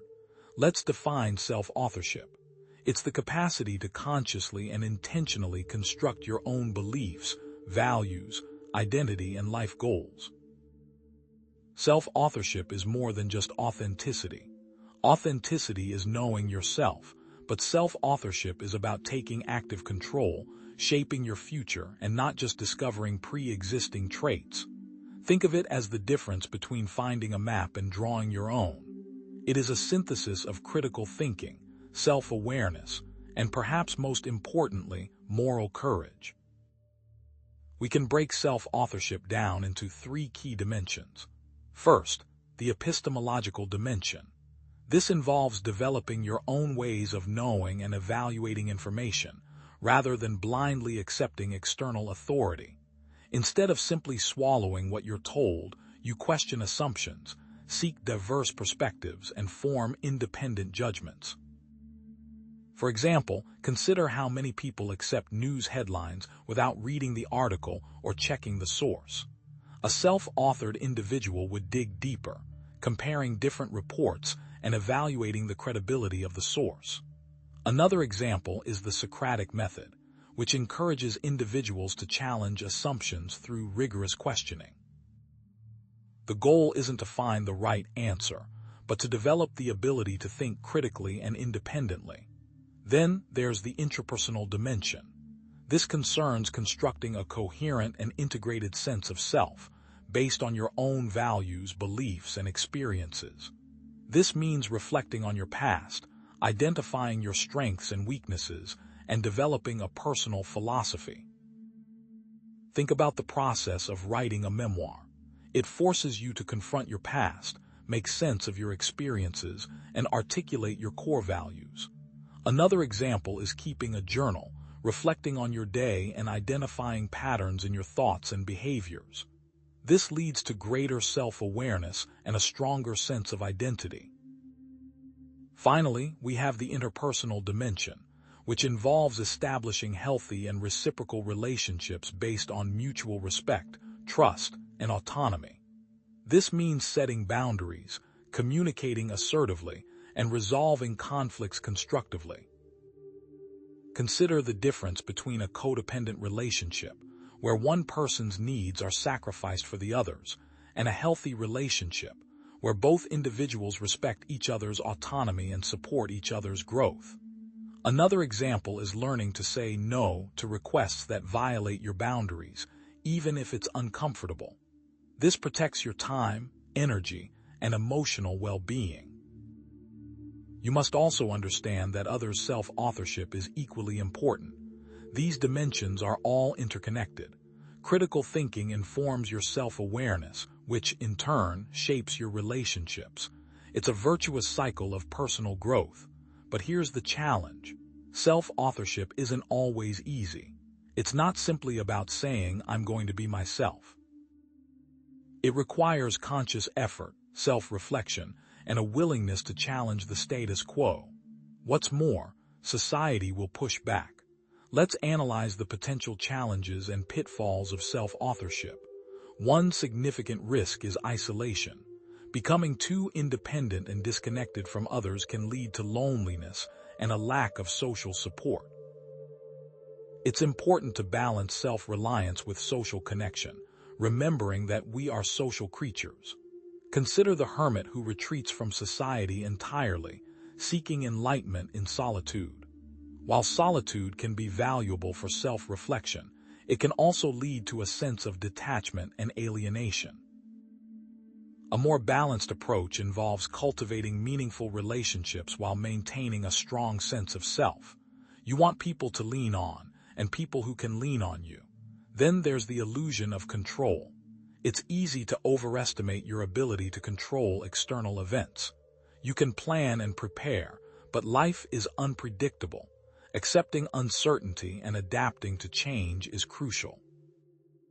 Think about someone who invests all their time and energy into a single venture, convinced that it will bring them success. When the venture fails, they are devastated, feeling like their entire world has collapsed. A more resilient approach involves diversifying your interests and developing a flexible mindset, recognizing that setbacks are inevitable and that new opportunities can emerge from unexpected places. Perhaps the biggest challenge is the burden of responsibility. Making your own choices means taking ownership of the consequences. This can be overwhelming, especially when things go wrong. Self-compassion and forgiveness are vital. Consider someone who makes a mistake that has significant consequences. They might beat themselves up about it for years, feeling like a failure. A more self-compassionate approach involves acknowledging the mistake, learning from it, and moving on, recognizing that everyone makes mistakes and that self-forgiveness is essential for healing and growth. And it's an ongoing process, not a one-time fix. So, how can you avoid these pitfalls and cultivate self-authorship in a healthy and balanced way? It requires a delicate balance of self-reliance and social connection, a willingness to take risks and embrace uncertainty, and a commitment to self-compassion and forgiveness. But even then, it never truly ends. This leads us to the final section. How can we embrace continuous learning and growth as a lifelong journey of self-discovery, rather than viewing it as a means to an end? What are the long-term impacts of striving for self-authorship? This leads us to the final section. How can we embrace continuous learning and growth as a lifelong journey of self-discovery, rather than viewing it as a means to an end? What are the long-term impacts of striving for self-authorship?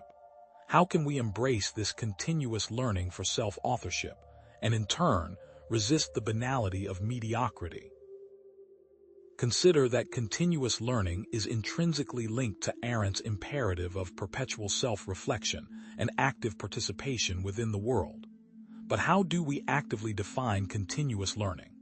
Let's define continuous learning as the ongoing, voluntary, and self-motivated pursuit of knowledge, whether for personal enrichment or professional advancement.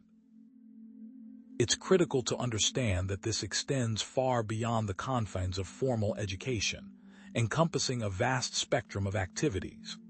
Think about it. You might engage in continuous learning through reading books and articles, immersing yourself in online courses, or attending workshops and seminars. But it also includes more informal avenues such as engaging in conversations with others, fearlessly experimenting and trying new things, and perhaps most importantly, consistently reflecting on one's experiences. It is about a mindset, but continuous learning isn't merely about accumulating information. It's also about honing critical thinking skills, broadening your perspectives, and cultivating a growth mindset that embraces challenges and views setbacks as learning opportunities. So, what actionable strategies can we employ to truly embrace continuous learning in our daily lives? The first involves setting crystal clear goals. I encourage you to meticulously identify your learning objectives and then create a concrete plan for achieving them.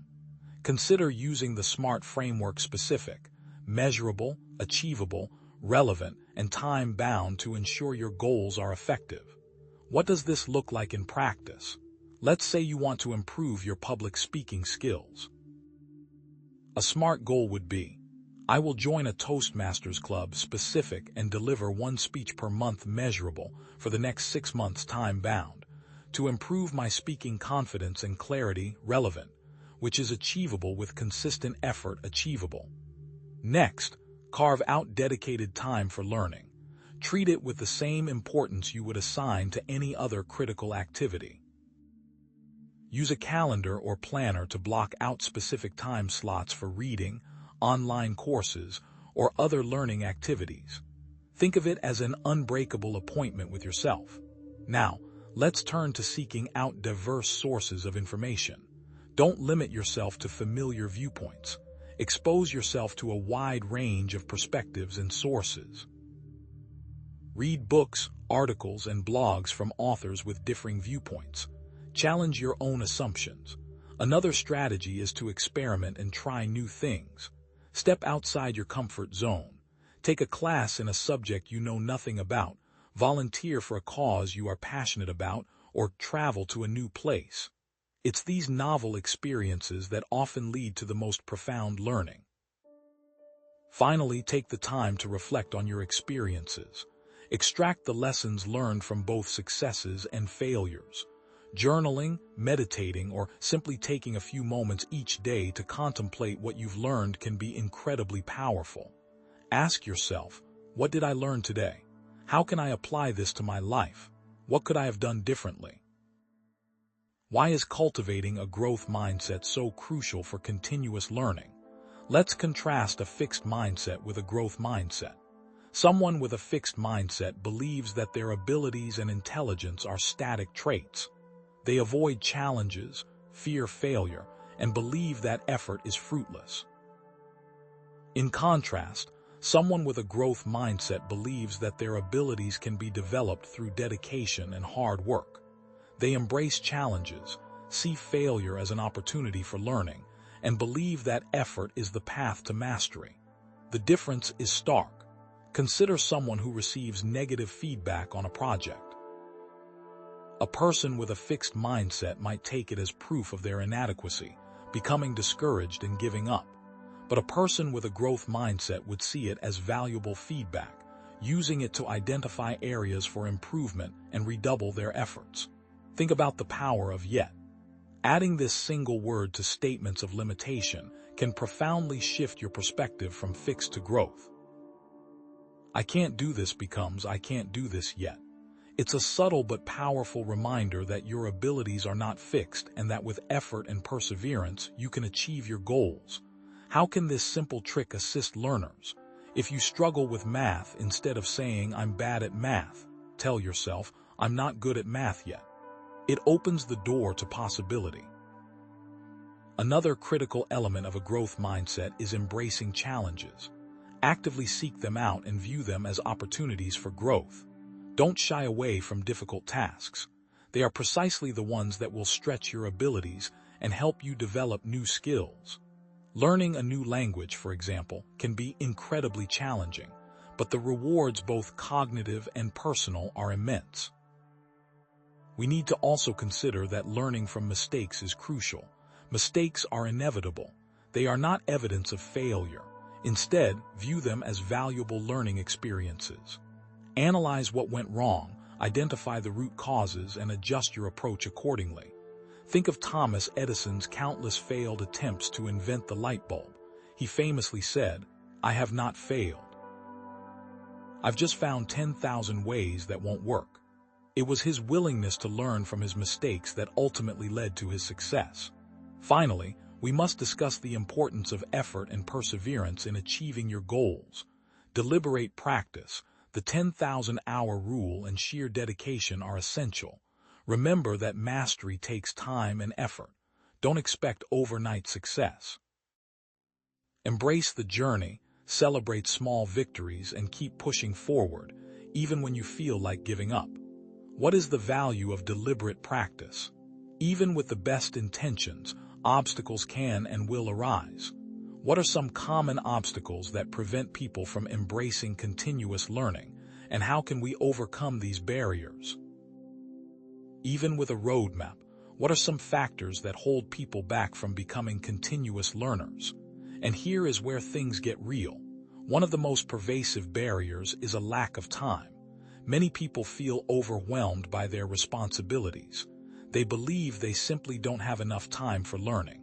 Another common barrier is a lack of money. Some learning opportunities can be expensive, putting them out of reach for many. This isn't just about affording tuition or fees. This could also relate to the cost of child care, preventing a parent from attending an in-person class. Motivation is key, and some people struggle to stay motivated to learn, particularly when they're not seeing immediate results. The instant gratification culture of modern society can make it difficult to stay focused on long-term goals. Fear of failure is another substantial barrier. People are afraid to try new things because they don't want to experience the sting of failure. This fear can be particularly paralyzing if they've had negative experiences with education in the past. Speaking of which, a lack of confidence is a major deterrent. Some people lack confidence in their ability to learn, especially if they have had negative experiences with education in the past. They might believe they're not smart enough or not good at learning. And finally, distractions. The modern world is saturated with distractions, making it difficult to focus on learning. Social media, streaming services, and countless other temptations compete for our attention. What impact does a constant barrage of distractions have on our ability to learn? So, how can we overcome these formidable barriers? Let's explore specific strategies. Let's begin with time management. Prioritize learning and make time for it in your schedule. This might involve time blocking, allocating specific time slots for learning activities. Eliminate time-wasting activities that drain your energy and attention. Combine learning with other activities, such as listening to audiobooks while commuting or exercising. Next, find affordable resources.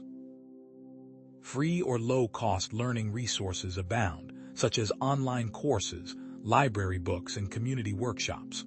Look for scholarships, grants, or employer-sponsored training programs. The resources are available, but sometimes you have to hunt for them. What are some resources you can seek out right now?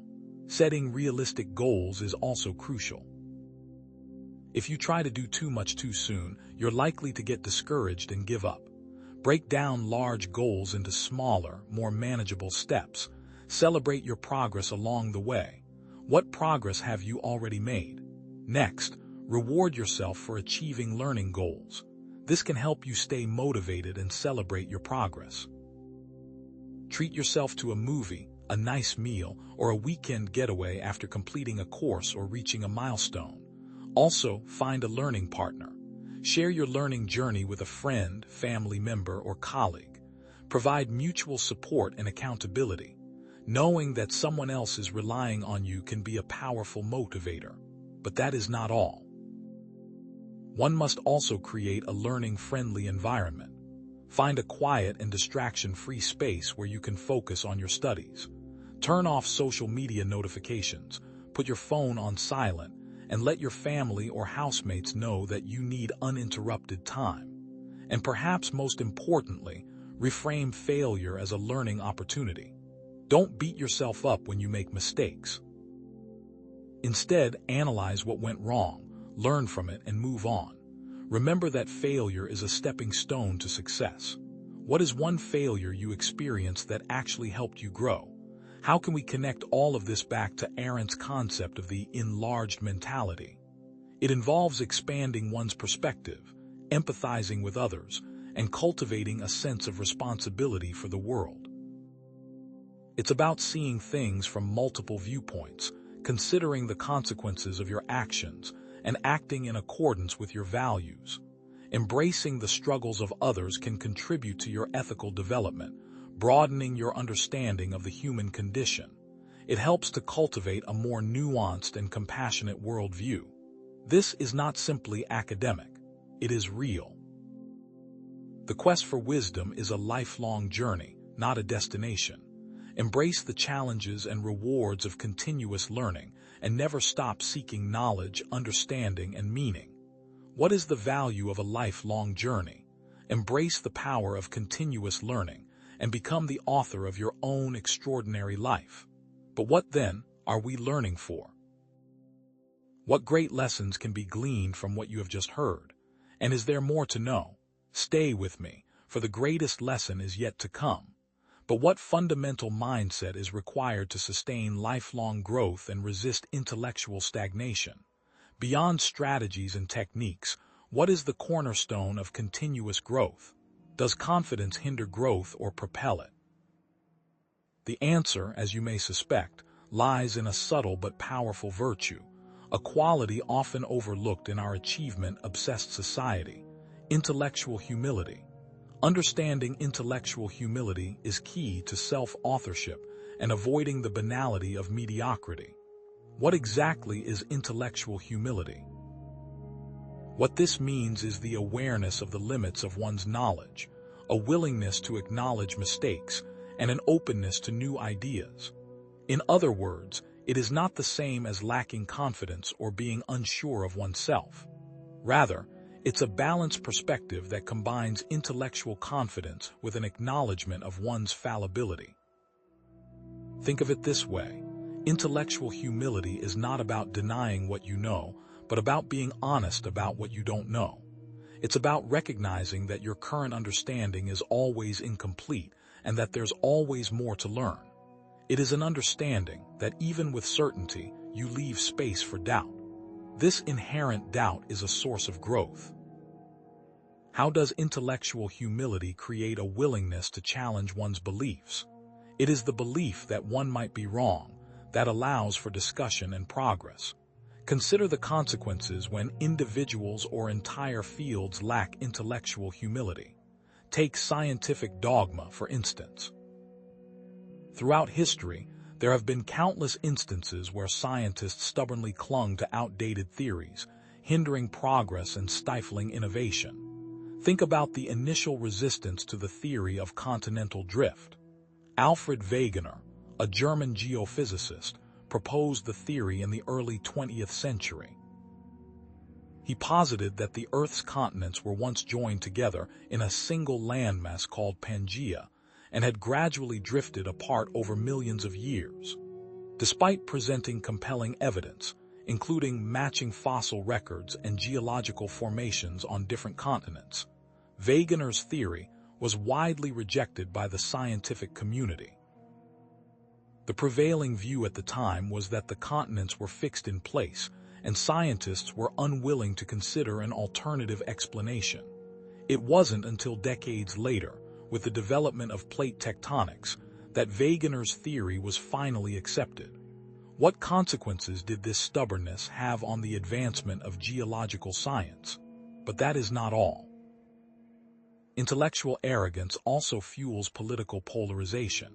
In today's hyper-connected world, individuals often become entrenched in their beliefs, unwilling to consider opposing viewpoints.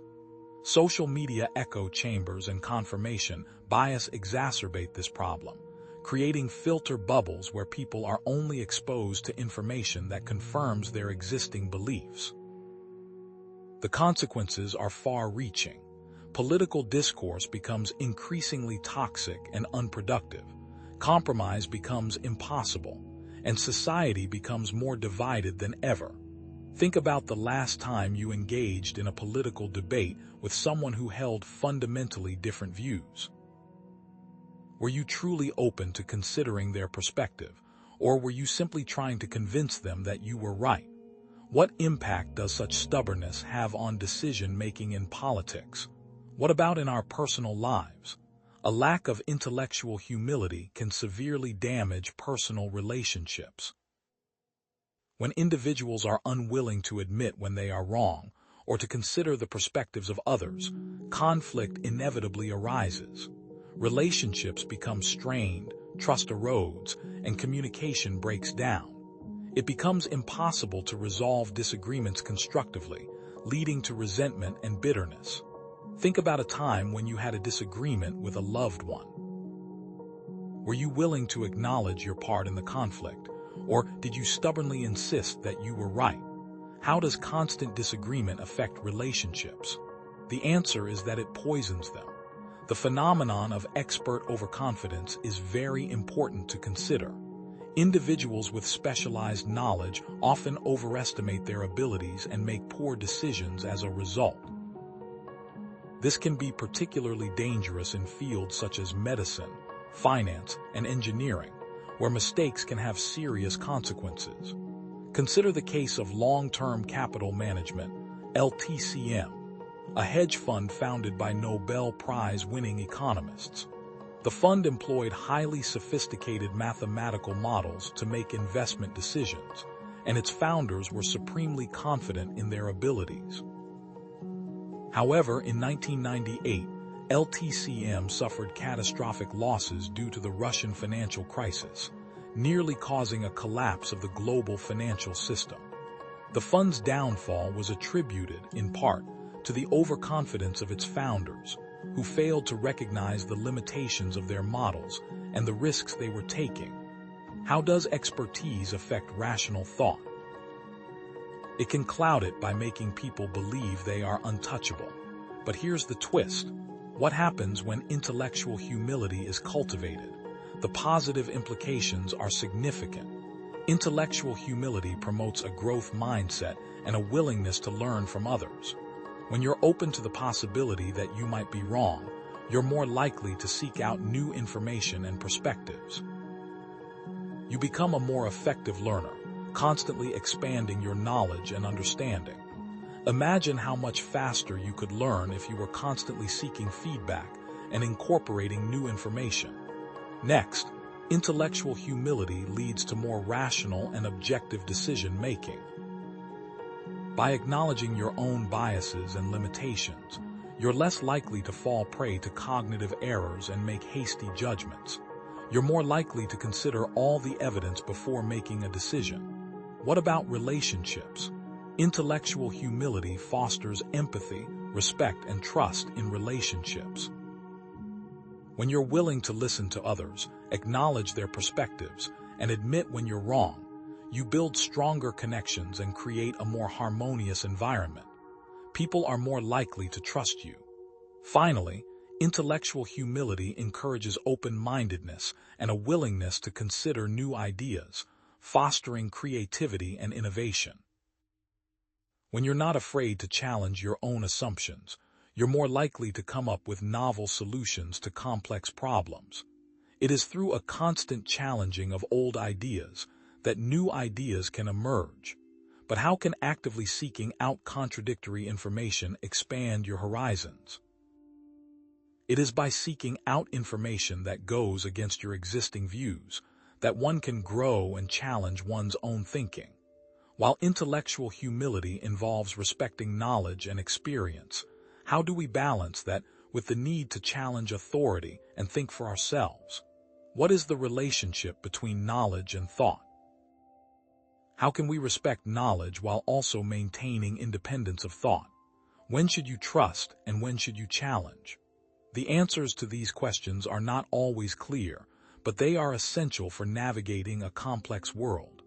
The ability to discern when to trust authority and when to question it is a crucial skill. We've explored the importance of intellectual humility, but how do we reconcile that with the need to challenge expertise and think for ourselves? Can we blindly trust people in positions of power simply because of their credentials? Has modern expertise guided us well or led us astray? The guiding question is, how do we balance intellectual humility, respecting knowledge and experience, with the need to challenge authority and think for ourselves? After all, does intellectual humility entail never disagreeing? This is about more than just being right. It's about safeguarding our intellectual independence, a crucial element in resisting the societal push toward mediocrity that Hannah Arendt warned against. Stay with me, for the stakes are high. So, what constitutes legitimate expertise, and how does it differ from false authority? Legitimate expertise stems from a foundation of knowledge, experience, and verifiable evidence. It's built on years of dedicated study, rigorous testing, and a track record of accurate predictions or successful outcomes. False authority, on the other hand, relies on superficial credentials, popularity, or simply holding a powerful position. Think about it. A celebrity endorsing a medical product is an appeal to false authority, as their fame doesn't equate to medical expertise. Similarly, a politician making pronouncements on climate science without scientific backing is also relying on false authority. Consider the vast difference between a seasoned surgeon with years of successful operations and a self-proclaimed health guru selling unproven remedies online. How can we truly know who to trust? Let's consider experts in different sectors. In science, expertise comes from rigorous adherence to the scientific method, peer-reviewed research, and the ability to replicate findings. In philosophy, it's about logical reasoning, coherent arguments, and a deep understanding of historical thought. In technology, expertise is defined by innovation, problem-solving, and a practical understanding of complex systems. In business and economics, it's often measured by successful ventures, data-driven analysis, and the ability to navigate complex market forces. And in politics, well, That's where things get a little murky, isn't it? What exactly makes someone a political expert? Is it their ability to win elections, their charisma, or their deep understanding of policy? The answer is rarely clear-cut, and that's precisely why we need to be extra vigilant when evaluating claims made by political figures. Is it possible that they are experts in manipulation, rather than leadership? Even the most knowledgeable experts are susceptible to cognitive biases that can skew their judgment and lead to flawed decision-making. Let's start with confirmation bias. Experts, like all humans, may selectively seek out information that confirms their existing beliefs while ignoring contradictory evidence. This is especially prevalent in modern reporting and media, where outlets often cater to specific audiences and reinforce their pre-existing views. This creates an echo chamber where dissenting opinions are suppressed and individuals become increasingly entrenched in their beliefs. Does this exist in all sectors? Absolutely. Overconfidence bias is another common pitfall. Experts may overestimate their abilities and knowledge, leading to arrogance and poor decision-making. History is rife with examples of well-renowned experts who were ultimately proven wrong. Think about the experts who predicted the dot-com bubble would never burst, or the economists who failed to foresee the 2008 financial crisis. How do we evaluate this possibility in advance? By looking at the experts' past predictions and assessing their track record of accuracy. Anchoring bias occurs when experts rely too heavily on initial information, even if it's irrelevant or inaccurate. Imagine a financial analyst making investment recommendations based on a company's initial public offering, IPO price, without considering its long-term fundamentals. This initial anchor can distort their judgment and lead to poor investment decisions. So, what can we learn from these biases? It's that even the smartest minds can fall victim to predictable patterns of irrationality. But here's the most unsettling aspect of expertise: the perils of groupthink within expert communities, where dissenting opinions are often suppressed and conformity is valued over critical thinking. Expert consensus is not always a guarantee of truth, and even widely accepted theories can be overturned by new evidence. For centuries, the scientific community believed that the Earth was the center of the universe, a consensus that was eventually shattered by the work of Copernicus and Galileo. What does this constant change mean for authority? It means that we must remain open to the possibility that even the most established ideas can be challenged and revised. Doesn't history show us that progress comes from the courage to question? This brings us back to Arendt's concept of the banality of mediocrity. Uncritical acceptance of expert opinion can stifle innovation and prevent progress. When individuals blindly follow authority, they fail to develop their own critical thinking skills and become susceptible to manipulation and conformity. Can experts fall victim to groupthink more easily than the average person? Absolutely, especially when their livelihoods and reputations depend on maintaining the status quo. How can we avoid falling into the trap of blindly following expert consensus while still respecting legitimate expertise? Stay with me, we are just beginning. So, what specific tools and techniques can we use to evaluate expert claims objectively and independently? Can these strategies be taught? Fortunately, the answer is a resounding yes. The key is to equip ourselves with a critical toolkit that allows us to analyze claims, evaluate data, and assess bias. To effectively evaluate expert claims, we need a practical toolkit, emphasizing skills like source evaluation. Determining the credibility and reliability of sources involves checking credentials, identifying bias, and verifying facts.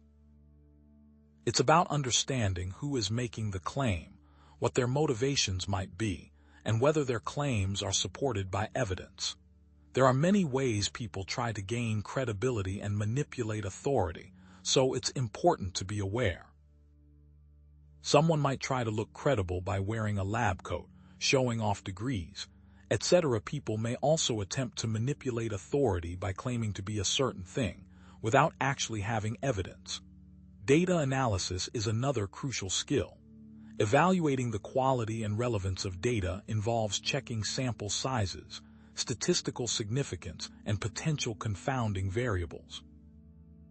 Can most people accurately analyze data? Unfortunately, no. That's why it's important to develop a basic understanding of statistics and research methods. Logical reasoning involves identifying logical fallacies and inconsistencies in expert arguments. Are certain political positions more prone to logical fallacies? It certainly seems that way, doesn't it? Finally, seeking alternative perspectives involves actively seeking out diverse viewpoints and challenging one's own assumptions. Can people hold too many viewpoints at once? Perhaps, but it's far better to be open to multiple perspectives than to be rigidly confined to a single one. Let's put these tools into practice. Consider the ongoing debate about climate change. Experts on both sides of the issue make claims about the causes and consequences of climate change, often using complex data and models to support their arguments. To evaluate these claims, we need to evaluate the data and models used to support these claims, looking at sources and agendas. Are the data sets reliable? Are the models based on sound assumptions? Are there any potential biases in the research? How is it possible to navigate the many differing opinions of experts? By approaching these examples with an open mind and a willingness to consider different perspectives. Consider another expert claim in the realm of economic policy. Experts make claims about the effectiveness of different economic policies, evaluating the data and assumptions underlying these claims. What is the data? What are the assumptions? What are the sources? Now, let's consider medical treatments. Experts make claims about the safety and efficacy of medical treatments, evaluating the evidence from clinical trials and other sources. This raises a crucial question. When is it appropriate to trust expert opinion, and when is it necessary to exercise independent judgment? When there is a broad consensus among experts in a particular field, it is generally reasonable to trust their opinion, but it is still important to be aware of potential biases and limitations. When should you disagree with a group of experts? When the evidence is weak, when there are conflicting opinions, or when the experts have a vested interest in the outcome. Transparency and openness are also crucial. When experts are transparent about their methods, data, and potential conflicts of interest, it is more reasonable to trust their opinion. Is total transparency even possible in some fields? Perhaps not, but we should always strive for as much transparency as possible. Relevance and expertise are also key. It is important to ensure that the expert's expertise is relevant to the specific issue at hand. Is a medical doctor's political opinion more valid? Not necessarily. Their medical expertise doesn't automatically make them an expert in politics. What about second opinions? Seeking out second opinions from other experts can help to identify potential biases and limitations. Are second opinions always needed? No, but they are often helpful, especially when the issue is complex or controversial. Now, in what area of your life should you seek outside expertise? In what area should you trust your gut? The answer is different for everyone, but the key is to be mindful and deliberate in your decision-making. So, how does the ability to think for oneself, question authority, and form independent judgments contribute to a more meaningful and fulfilling life, in alignment with Hannah Arendt's vision of individual responsibility? It is by cultivating intellectual independence as a cornerstone of resisting mediocrity and living a life of purpose. The ability to think for oneself allows us to break free from the constraints of conformity and develop our own unique perspectives. Arendt believed that individual action, not blind adherence to collective solutions, was key to resisting totalitarian tendencies. So, are individual actions enough? Are collective solutions needed? The answer, as we'll explore, is both, and the balance is precarious. We've equipped ourselves with the tools for independent thought, but is it truly possible to wield them alone? How can individuals resist the insidious societal pressures toward mediocrity when they feel isolated and unsupported in their beliefs? This feeling of isolation is not new. Arendt observed that even under the most oppressive totalitarian regimes, dissent, though dangerous, was never entirely extinguished. Is it natural, then, for human beings to resist, even when isolated? Or is that resistance more of a desperate grasping for connection? And is true, independent thought even possible without dissenting opinions being heard to argue against? Stay with me, because the answer may be more complex than you think. The feeling of isolation, the sense that you're the only one questioning the status quo, is often a manufactured experience, carefully cultivated by the very societal forces that promote conformity.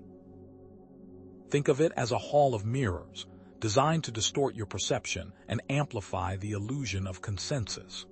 Social media algorithms, for instance, reinforce echo chambers, feeding you a steady diet of opinions that confirm your existing beliefs, making it seem like dissenting voices are rare or non-existent. How does it feel when you can't even see another side to an argument, when your carefully curated online world reflects only your own thoughts back at you? Workplace culture, too, often discourages open dissent, leading individuals to believe they are the only ones who disagree with the prevailing corporate narrative. How has the rise of remote work changed this dynamic, perhaps creating new opportunities for dissent while simultaneously isolating employees further? And then there's the pervasive fear of social stigma, the dread of being labeled as difficult, out of touch, or worse, leading individuals to censor themselves, further reinforcing the illusion of consensus. Is cancel culture simply a social media fad, a fleeting trend, or does it have deeper, longer-term ramifications for our ability to express dissenting opinions? But let's debunk this myth of the isolated dissenter with some stark historical and contemporary examples. Consider the silent majority during the Vietnam War era. While the media often portrayed widespread support for the war, many Americans privately opposed it but remained silent, creating the illusion of broad consensus. How did this illusion affect the country, its policies, and the lives of those caught in the conflict? Think about the underground resistance movements in totalitarian regimes, hidden networks of dissenters who provided support and encouragement to one another, risking their lives to challenge the status quo. What are some modern, non-violent resistance movements that operate largely unseen, challenging power structures from the shadows? And what about today's online communities of support, providing a space for individuals to connect with others who share their beliefs and values, even if they are geographically isolated? Does online dissent translate into meaningful action in the real world, or does it remain confined to the digital sphere, a form of catharsis without consequence? Are online communities enough to sustain true intellectual independence? Now, let's analyze the psychological impact of this perceived isolation. The belief that one is alone in their dissent can lead to learned helplessness, a state where individuals give up trying to challenge the status quo because they feel powerless to affect change. Does this feeling of learned helplessness drive polarization and anger, as individuals become increasingly frustrated and resentful of a system they feel they cannot influence? The feeling of isolation can also lead to apathy and disengagement from civic life, further weakening the forces of resistance and contributing to a sense of societal decay. How many potentially valuable voices are silenced by the fear of standing alone? And what about the impact on mental health? How do we cope with the constant friction of disagreeing with those closest to us, the people we love and rely on for support?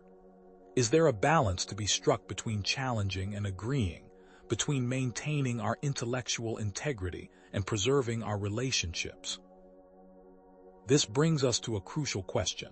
How can we actively seek out and connect with others who share our values and beliefs, creating a supportive community that empowers us to resist societal pressures? How can we break free from the illusion of isolation and find our tribe? Is there a perfect way to build a community, a set of magic steps that guarantee success, or does it require constant effort, compromise, and a willingness to embrace imperfection? Identifying shared values is the first, essential step toward finding your tribe, your coalition of the willing. Clarify your non-negotiables. What values are so deeply ingrained in your being that you are unwilling to compromise on them, no matter the cost? How do you even begin to identify these core principles, to separate the wheat from the chaff of societal expectations and ingrained beliefs? Look for alignment, not uniformity. You don't need to agree on everything.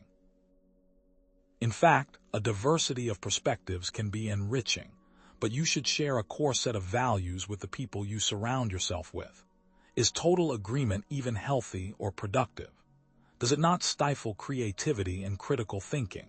And while shared values are important, it is equally important to be open to learning from people who have different perspectives and experiences. Can genuinely listening to and understanding those you disagree with actually strengthen your own beliefs, or is it a dangerous path to compromise and conformity? Also, consider that finding your tribe isn't always the answer. Is it possible to be perfectly okay with forging your own path and holding your own unique beliefs, even if they are not widely shared? Now, let's explore some concrete avenues for connecting with like-minded individuals, from the local to the global. Attend local community group meetings, volunteer for organizations that align with your values, and participate in local events. What are some of the unique benefits of interacting with people in person, of forging connections in the physical world? Join online forums and social media groups that focus on your interests and values, but be mindful of echo chambers, those self-reinforcing digital bubbles that can distort your perception of reality. Get involved in activist organizations that are working to address social and political issues that you care about. What is a good first step for joining a political organization, for making your voice heard and contributing to meaningful change? Connect with like-minded professionals in your field through professional associations. How can these associations help you broaden your horizons, challenge your assumptions, and stay at the forefront of your profession? Let's consider the power of engaging in dialogue with like-minded individuals. Knowing that you are not alone in your beliefs can provide a tremendous sense of validation and encouragement, bolstering your resolve and empowering you to take action. Is validation always needed to confirm beliefs, or should we be able to stand firm in our convictions, even when they are not widely shared? Engaging in discussions with others can broaden your perspective and help you to see things in new ways, challenging your assumptions and expanding your understanding of complex issues. What is a good first step to opening yourself up to new perspectives, to truly listening to those who hold different views? A strong community can provide emotional support during difficult times, helping you to stay resilient in the face of adversity. Working together with others can amplify your impact and make it easier to achieve your goals. But what about the risks? What about the risk of alienating others with your views, of creating divisions and fueling conflict? This brings us to a critical question. How can small groups of like-minded individuals, connected by shared values and a commitment to critical thinking, exert a positive influence on society as a whole? How can this coalition of the willing affect the banality of mediocrity, challenging the forces of conformity and inspiring others to think for themselves? Arendt observed that the seeds of resistance always exist, even in the most oppressive environments. But is this type of coalition always a positive force for society? What are some negative examples of small groups that have exerted a disproportionate influence, promoting harmful ideologies or undermining democratic institutions? And perhaps more importantly, how can we ensure that our own efforts to connect with others and exert influence are guided by ethical principles and a commitment to the common good? But we're just scratching the surface of coalition building. How can a small group of individuals, connected by shared values and a commitment to critical thinking, exert a positive influence on society, challenging the banality of mediocrity? Is wide-scale cultural change possible through these small actions, or are they merely symbolic, a drop in the ocean of conformity? Arendt's concept of the banality of evil reminds us that ordinary people can contribute to systemic problems. But here's the twist. Just as easily, ordinary people can become agents of positive change, creating a ripple effect that extends far beyond their immediate circle. We've seen that the myth of the isolated dissenter is just that, a myth. But what turns a group of dissenters into a catalyst for transformation? Stay with me, because we're about to find out. Let's define a coalition of the willing. It's a small group of individuals united not by blind allegiance, but by shared values, a common purpose, and a commitment to action. These groups aren't necessarily formal organizations with elaborate structures. More often, they are informal networks of individuals who are working together, often behind the scenes, to achieve a common goal. Think of it as a constellation of like-minded souls, each shining their own light, but collectively illuminating a path forward. The strength of this coalition lies not in its size, but in its shared values, which create a strong and resilient foundation. This is where it gets interesting. What shared values are most effective in these groups? Now, let's differentiate this coalition of the willing from cults, echo chambers, or other negative groupings. The key differentiator: independent critical thinking. In a true coalition, members challenge each other's assumptions, engage in constructive debate, and remain open to changing their minds based on new evidence. This is in stark contrast to cults and echo chambers, where conformity is prized above all else, and dissent is actively suppressed. Cults demand blind faith, and echo chambers amplify existing biases. A coalition of the willing, on the other hand, embraces intellectual humility, recognizing that no one has all the answers. Let's look at some historical examples. Consider the Founding Fathers. A small group of intellectuals and activists, they shaped the course of American history by drafting the Constitution and establishing a new form of government. How did they organize and influence the people, persuading a disparate population to embrace a radical new vision?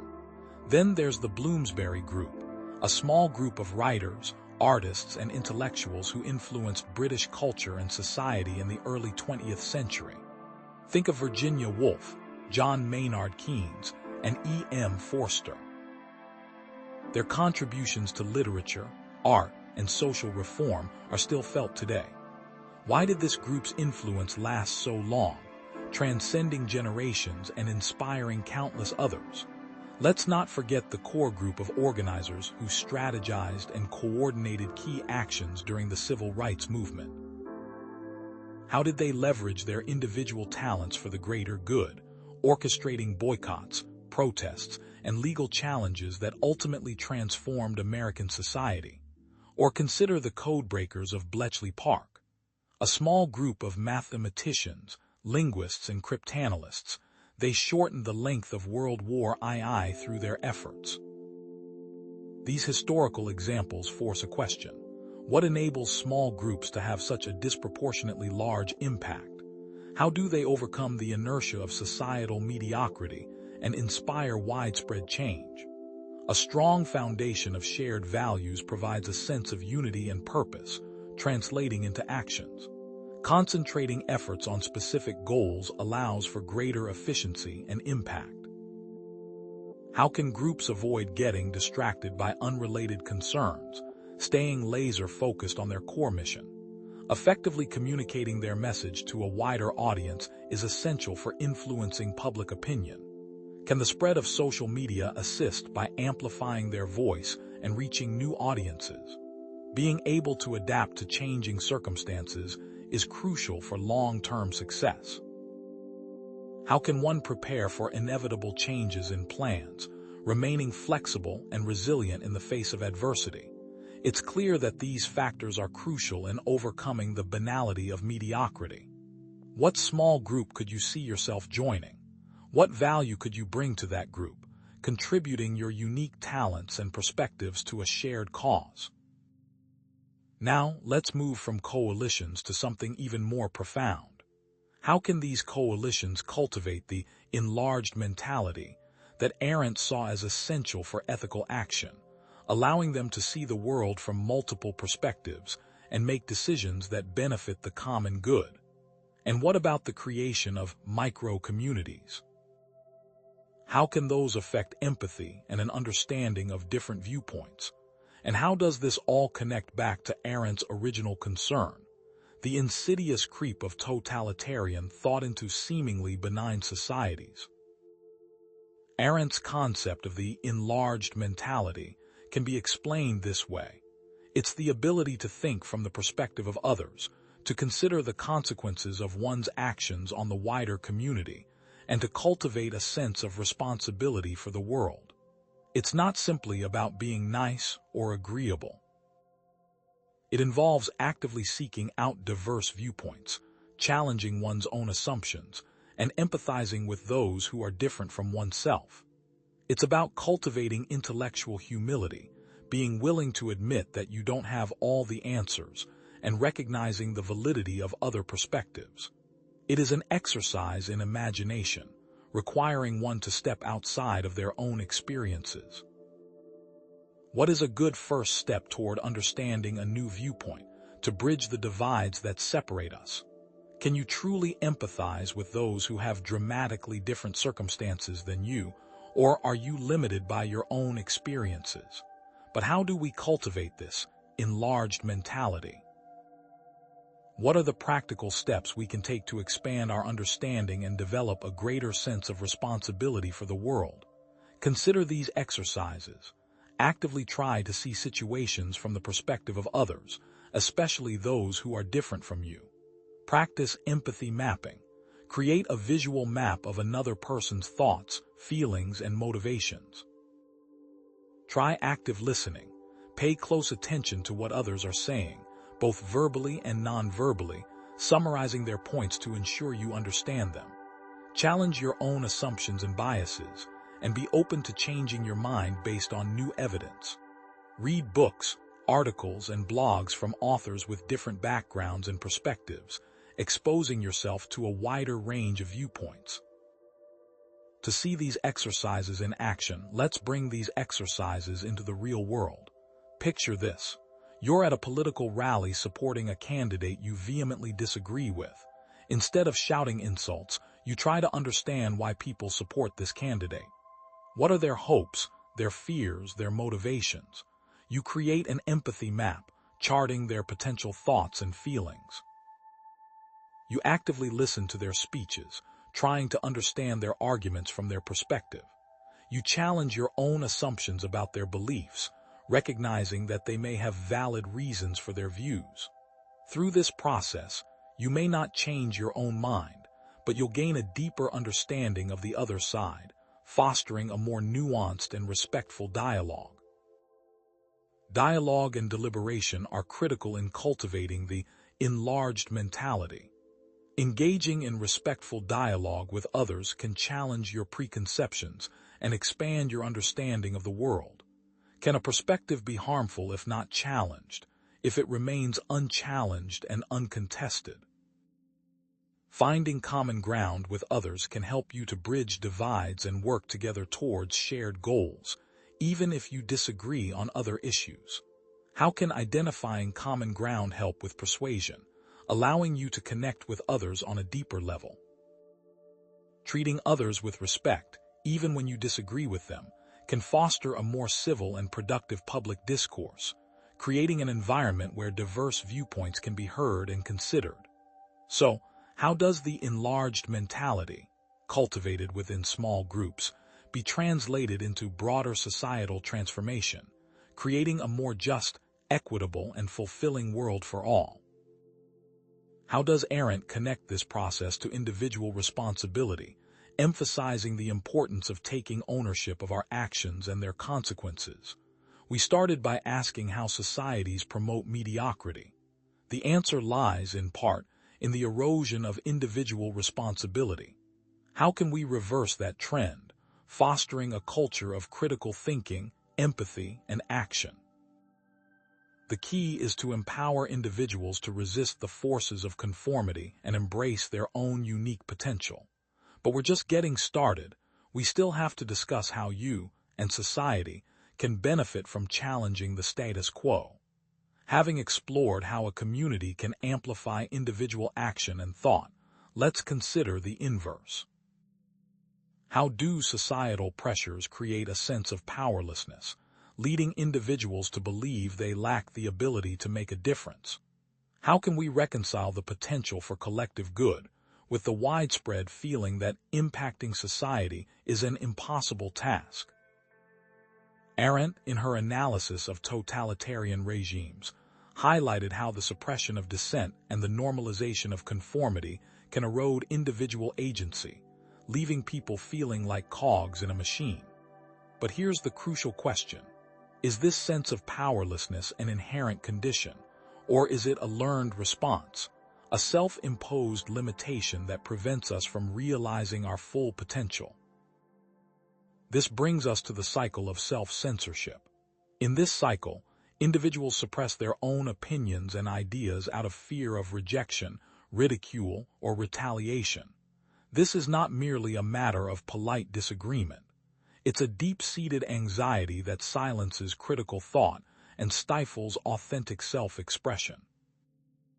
This cycle is the insidious engine driving the banality of mediocrity, preventing individuals from reaching their full potential. Think about it. What are the common fears driving this self-censorship? Is it the fear of social isolation, the dread of being ostracized for holding unpopular views? Is it the fear of career limitations, the concern that speaking out will jeopardize your professional prospects?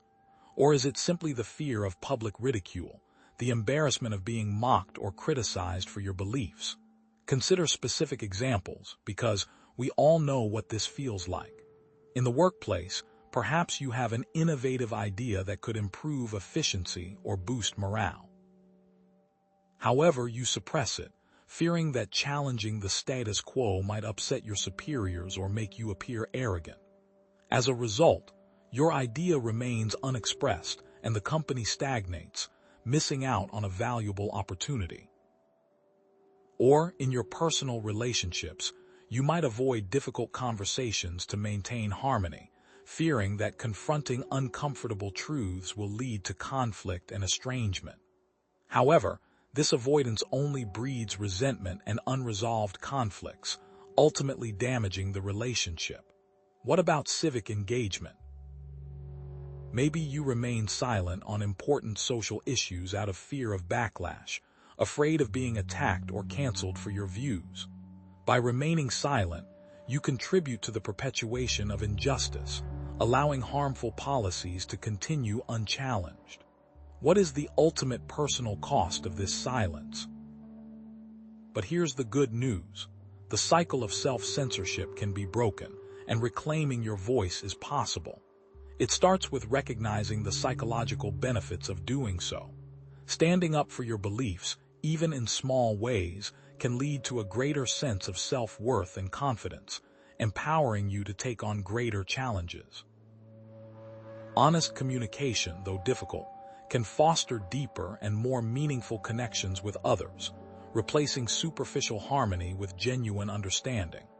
Contributing to something larger than yourself, even if it's just advocating for a cause you believe in, can provide a sense of meaning and fulfillment, counteracting the emptiness of conformity. Even with these potential benefits, how can one avoid becoming a zealot, instead of passionate, or strident instead of persuasive? Is it possible to champion beliefs without alienating others? Now, let's move beyond individual acts of resistance.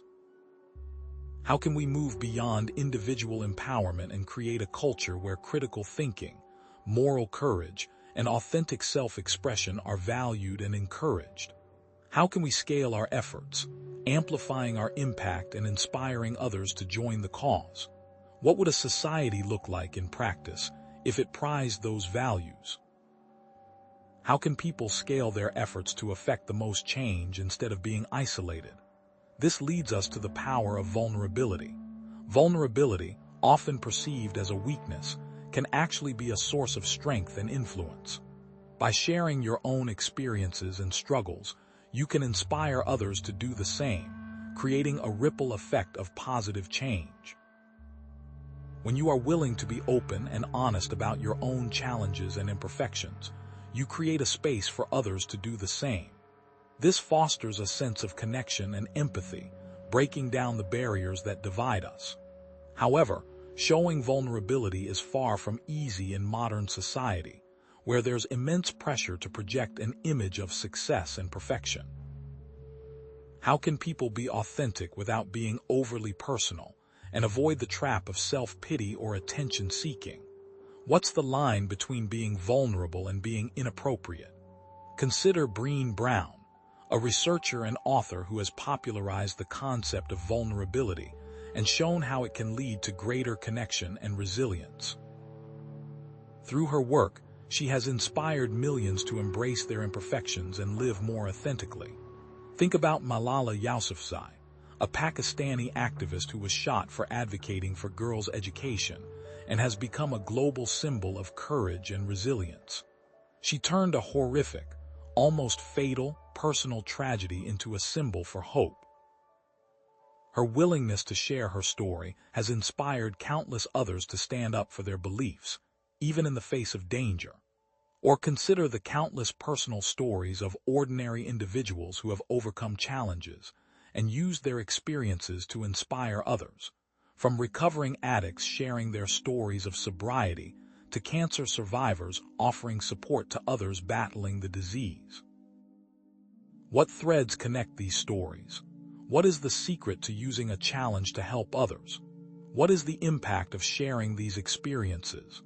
Vulnerability has the power to foster empathy and understanding, breaking down barriers and creating a sense of connection between people from different backgrounds. It challenges stereotypes and promotes greater understanding of marginalized groups, offering a counter-narrative to prejudice and discrimination. It creates a culture where people feel safe to be themselves and to ask for help when they need it, fostering a sense of community and support. Is there a way to achieve this empathy without a culture turning into a self-victimizing echo chamber? So, how can we build a culture of courage, moving from individual acts of vulnerability to societal transformation? How can we create a culture that celebrates intellectual independence, encourages moral courage, and embraces authenticity, thereby dismantling the banality of mediocrity and fostering a more just and fulfilling world for all? What would that culture actually look like? Resisting the banality of mediocrity requires a willingness to disrupt the status quo and challenge complacency. This does not necessarily involve grand acts of rebellion, but rather a consistent commitment to questioning assumptions, speaking truth to power, and advocating for positive change. Disruption, in this sense, is not about causing chaos or destruction. It's about shaking up the system, challenging conventional wisdom, and pushing for progress.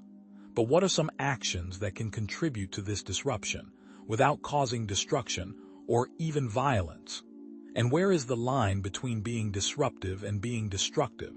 What disruptive acts can contribute to a more just and fulfilling world? Challenging biases involves speaking out against prejudice and discrimination, even when it is uncomfortable or unpopular, refusing to tolerate hateful language or discriminatory practices. Questioning authority means holding leaders accountable for their actions and demanding transparency and ethical behavior, challenging corruption and abuse of power. Supporting marginalized voices amplifies the voices of those who are often silenced or ignored, creating space for diverse perspectives and experiences. Promoting critical thinking encourages others to question assumptions, evaluate evidence, and form their own opinions, empowering them to resist manipulation and propaganda. Think about the power of collective action in amplifying these individual acts of disruption. How can a simple act of protest, when joined by thousands of others, transform into a powerful force for change? How can a single voice, amplified through social media, reach millions of people and spark a global movement? Let's conclude by revisiting Arendt's legacy. Resisting the banality of mediocrity is an ongoing process that requires constant vigilance, intellectual humility, and a commitment to individual and collective empowerment. The insidious nature of conformity means that we must be ever vigilant, constantly questioning our own assumptions and challenging the status quo. Intellectual humility reminds us that we don't have all the answers, and that we must remain open to learning from others and changing our minds. Collective empowerment recognizes that we are stronger together, and that we must support and uplift one another in our efforts to create a more just and fulfilling world. Arendt's banality of evil can be defeated through these disruptive acts, creating a ripple effect of positive change that extends far beyond our immediate circle. How will you contribute to creating a more courageous, authentic, and fulfilling world for yourself and for future generations? What one small, disruptive action will you take after watching this video, planting the seed of change in your own life and in the world around you? But how can you put yourself in a position to cultivate that courage, to practice vulnerability, when society seems geared towards conformity? If societal pressures create a feeling of powerlessness, and communities can sometimes amplify existing echo chambers, how can you actively change your surroundings to resist the pull of mediocrity and foster a culture of growth? This brings us to the power of selective exposure. Selective exposure, in its simplest form, means consciously choosing the information and environments you expose yourself to. It's about actively curating your reality to promote positivity, critical thinking, and personal growth. It's the opposite of passively absorbing whatever the algorithm feeds you. Instead, it's about seizing control and creating a more positive external influence. But how can you actively create a positive feedback loop? What does this look like in practice? It begins with practical strategies for building your own ecosystem of growth. Start by choosing media wisely, selecting news sources that prioritize factual reporting over sensationalism, and seeking out in-depth analyses over clickbait headlines. Then, curate your social media feed. Unfollow accounts that promote negativity, reinforce echo chambers, or trigger feelings of inadequacy. This might mean unfollowing old friends or family members whose online behavior consistently brings you down. Finally, intentionally seek out diverse voices and perspectives that challenge your own assumptions. Engage with people who hold different beliefs, read books from authors with different backgrounds, and explore ideas that push you outside your comfort zone. The transformative effects of actively curating your environment can be profound. By surrounding yourself with positivity, intellectual stimulation, and supportive voices, you can experience increased self-esteem, enhanced creativity, and a greater sense of purpose. A growth mindset thrives in a supportive environment, where challenges are seen as opportunities and failures are viewed as learning experiences. How does a growth mindset impact your daily life, altering the way you approach challenges, setbacks, and even successes? Now, let's turn to a more active way to find support: mentors and guides. If actively choosing your environment is like tending your garden, finding mentors and guides is like consulting with expert gardeners to accelerate your journey. Mentors and guides are more active than simply changing your media consumption, requiring you to seek out and cultivate relationships with others. But how can a trusted mentor truly impact your path, providing insights and support that help you navigate challenges and reach your full potential? Mentorship, at its core, is about personalized guidance and support. It's not about blindly following someone else's path, but rather receiving tailored advice and encouragement from someone who has experience in your area of interest. A good mentor acts as a sounding board, offering a fresh perspective and helping you identify your strengths and weaknesses. They share their own experiences, both successes and failures, to provide valuable lessons and insights. How does effective guidance from a mentor work, helping you see things from a new angle and empowering you to make informed decisions? So, what should you seek in a mentor? Firstly, expertise is crucial. The mentor should possess knowledge and experience in your area of interest, offering insights and guidance that you can't find elsewhere. Empathy is also vital. A good mentor should be able to understand and relate to your challenges and aspirations, providing support and encouragement when you need it most. Finally, honesty is essential. The mentor should be willing to provide constructive feedback, even if it's difficult to hear, helping you identify areas for improvement and push you beyond your comfort zone. But remember, a mentorship is a two-way street, requiring effort and commitment from both parties. It's not enough to simply find a mentor and expect them to solve all your problems. You need to be proactive, engaged, and willing to put in the work. This means actively seeking advice, being open to feedback, and demonstrating a genuine desire to learn and grow. What can you do to bring value to this relationship, offering your own insights, skills, and support to your mentor in return? This brings us back to individual responsibility. After all this talk of external influence and supportive relationships, it's essential to consider the limits of these factors. How much is society truly to blame for mediocrity, and how much of it comes down to a personal choice? Even in the most challenging environments, individuals have the power to choose their response. The limits of external influence lie in the power of thought and internal resolve. You might be surrounded by negativity, but you can still choose to cultivate a positive mindset. You might face obstacles and setbacks, but you can still choose to persevere. What is more powerful, external pressure, or the internal fortitude to withstand it? Consider some examples. Think about Viktor Frankl, a Holocaust survivor who found meaning and purpose even in the face of unimaginable suffering. In his book, Man's Search for Meaning, Frankl argued that even when deprived of all external freedoms, individuals still have the power to choose their attitude in any given set of circumstances. What about Nelson Mandela, who spent 27 years in prison for fighting against apartheid? Despite the immense challenges he faced, Mandela never lost hope and emerged as a symbol of resilience and reconciliation. Or Malala Yousafzai, who was shot for advocating for girls' education and has become a global symbol of courage and determination. How has their internal fortitude helped them navigate incredibly challenging situations, transforming suffering into a source of strength and inspiration?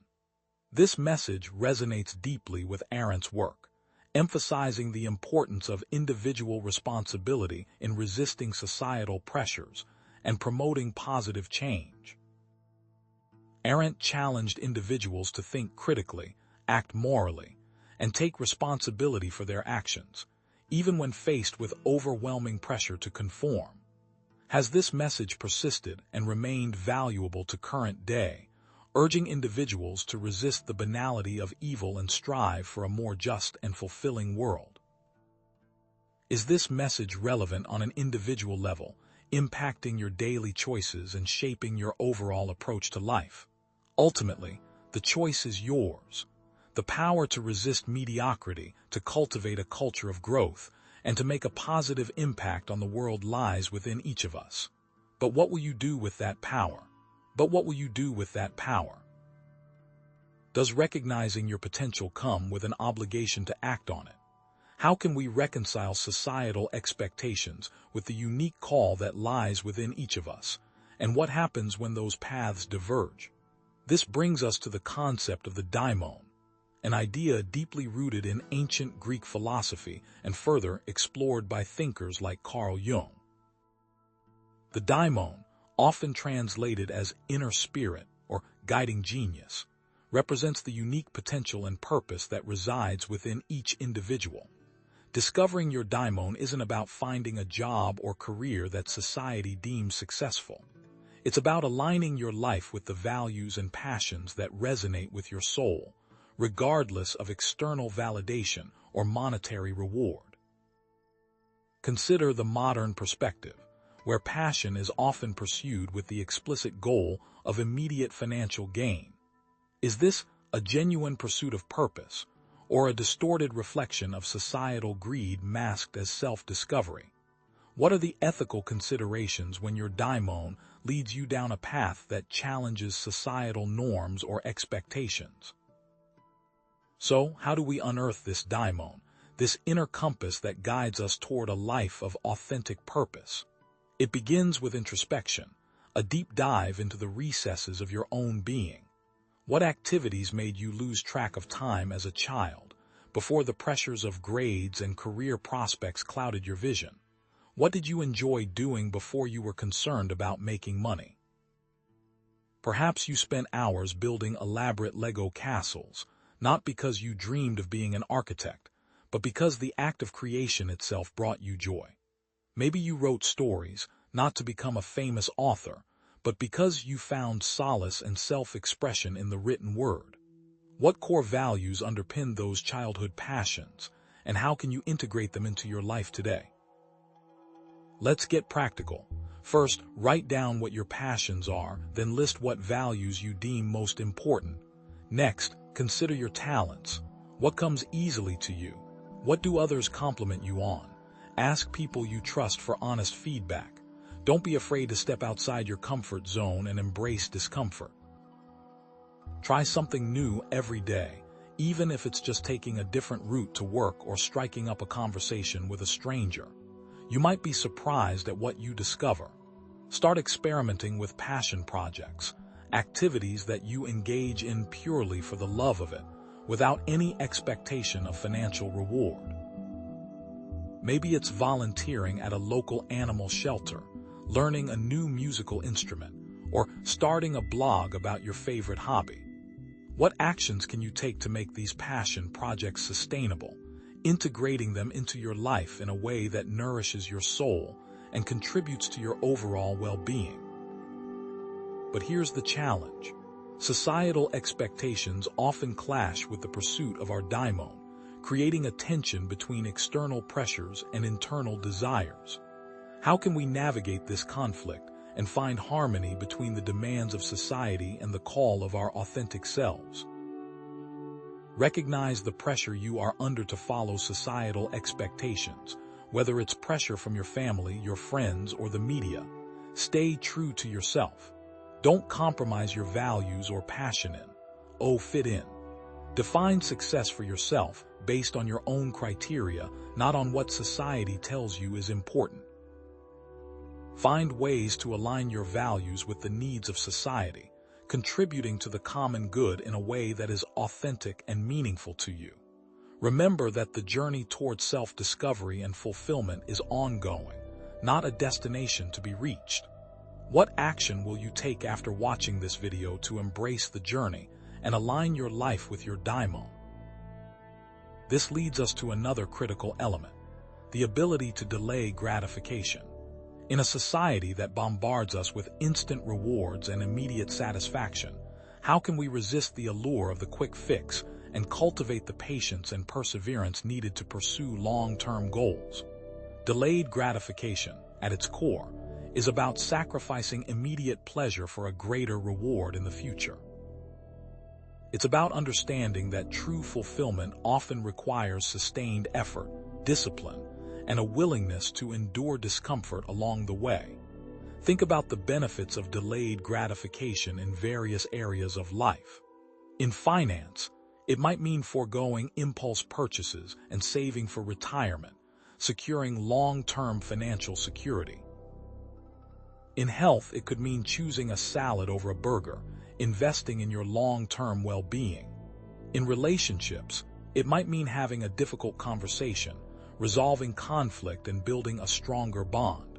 What societal incentives, driven by greed, actively discourage delayed gratification, and how can we resist those pressures? What practical steps can you take to cultivate patience and perseverance in your own life? Begin by setting clear, achievable goals, breaking down long-term aspirations into smaller, more manageable steps. Instead of aiming to write a novel in a month, commit to writing 1 page each day. Instead of trying to lose 50 pounds, focus on making small, sustainable changes to your diet and exercise routine. Focusing on the process, not just the outcome, helps one enjoy the journey. Practice mindfulness.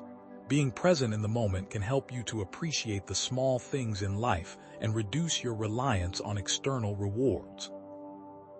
Take a few minutes each day to meditate, practice deep breathing, or simply observe your surroundings without judgment. And remember to celebrate small victories. Acknowledging and celebrating your progress can help you to stay motivated and build momentum. Treat yourself to a relaxing bath after completing a challenging task, or share your accomplishments with a supportive friend. How can breaking down tasks make them less daunting? And what are the keys to making the process itself enjoyable? Consider the long-term benefits. Increased resilience, the ability to bounce back from setbacks and challenges, is essential for achieving long-term success. View failures as learning opportunities and use them to refine your approach. Achieving long-term goals provides a deep sense of satisfaction and fulfillment. Relish in your accomplishments, recognizing the effort and dedication that went into achieving them. Your patience and perseverance can inspire others to pursue their own goals and overcome their challenges. Become a role model for others, demonstrating the power of hard work and dedication. Who in your life could you inspire to embrace a more patient and persevering approach to their own goals? So, what is one long-term goal that you will commit to pursuing today? And what steps will you take to cultivate the patience and perseverance needed to achieve it? But even as we focus on individual transformation, we must also consider the broader societal impact of purpose-driven lives. How can a society composed of individuals who are committed to pursuing their unique potential and contributing to the common good create a more just, equitable, and fulfilling world for all? If the primary driver of change is internal, how can it ever affect society as a whole? And what are the limits of individual action in the face of systemic problems? As we approach the culmination of our exploration, let's reflect on the journey we've undertaken together, navigating the complex terrain of societal expectations and individual authenticity. What truths have we unearthed about the subtle forces that shape our choices? And how can we wield this knowledge to forge a path that aligns with our deepest values? In essence, we've examined how society, often unconsciously, cultivates mediocrity by rewarding conformity and stifling critical thought. But we've also discovered the inherent power within each of us to resist these pressures, to cultivate moral courage, to author our own lives.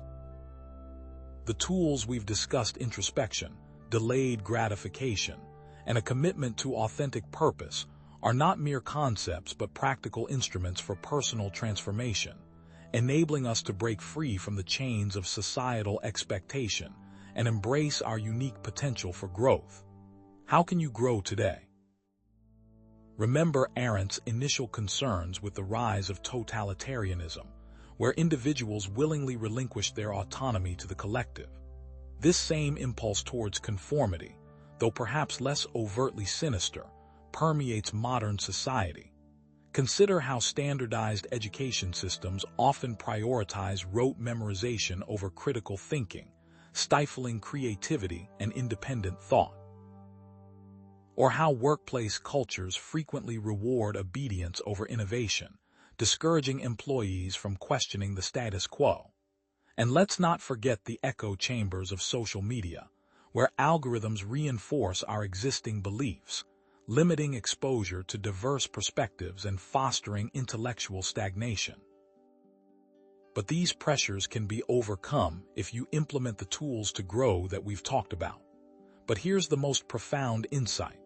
True fulfillment lies not in the attainment of societal accolades, but in the courageous act of living authentically, in aligning our actions with our innermost values. It's about defining success on our own terms, independent of external validation or fleeting trends. The choice, ultimately, is always ours, to succumb to the seductive allure of conformity or to embrace the challenging path of self-discovery and purpose-driven action. Do you choose approval or authenticity? The societal implications of this choice are immense. What kind of future awaits us if we continue down the path of mediocrity, sacrificing individuality on the altar of conformity? Imagine a world devoid of innovation, creativity, and critical thinking, where progress grinds to a halt and the human spirit stagnates. A world where the voices of dissent are silenced, where originality is punished, and where the pursuit of meaning is replaced by the relentless pursuit of shallow pleasures. What will happen when nobody challenges the status quo? But there is hope. There is always reason for optimism. The journey toward authenticity is a lifelong endeavor, filled with challenges and setbacks, but it is also a journey of immense reward. By embracing our unique potential and resisting the insidious forces of mediocrity, we can create a brighter future, not just for ourselves, but for generations to come. A future where innovation flourishes, creativity thrives, and critical thinking is celebrated as a vital skill. Where will you go from here? And so, I leave you with this final thought. By resisting the banality of mediocrity, you're not just improving yourself. You're contributing to a more vibrant and meaningful society, one where each individual is empowered to pursue their unique potential and contribute their gifts to the world. Take the knowledge you have gained and go make that difference.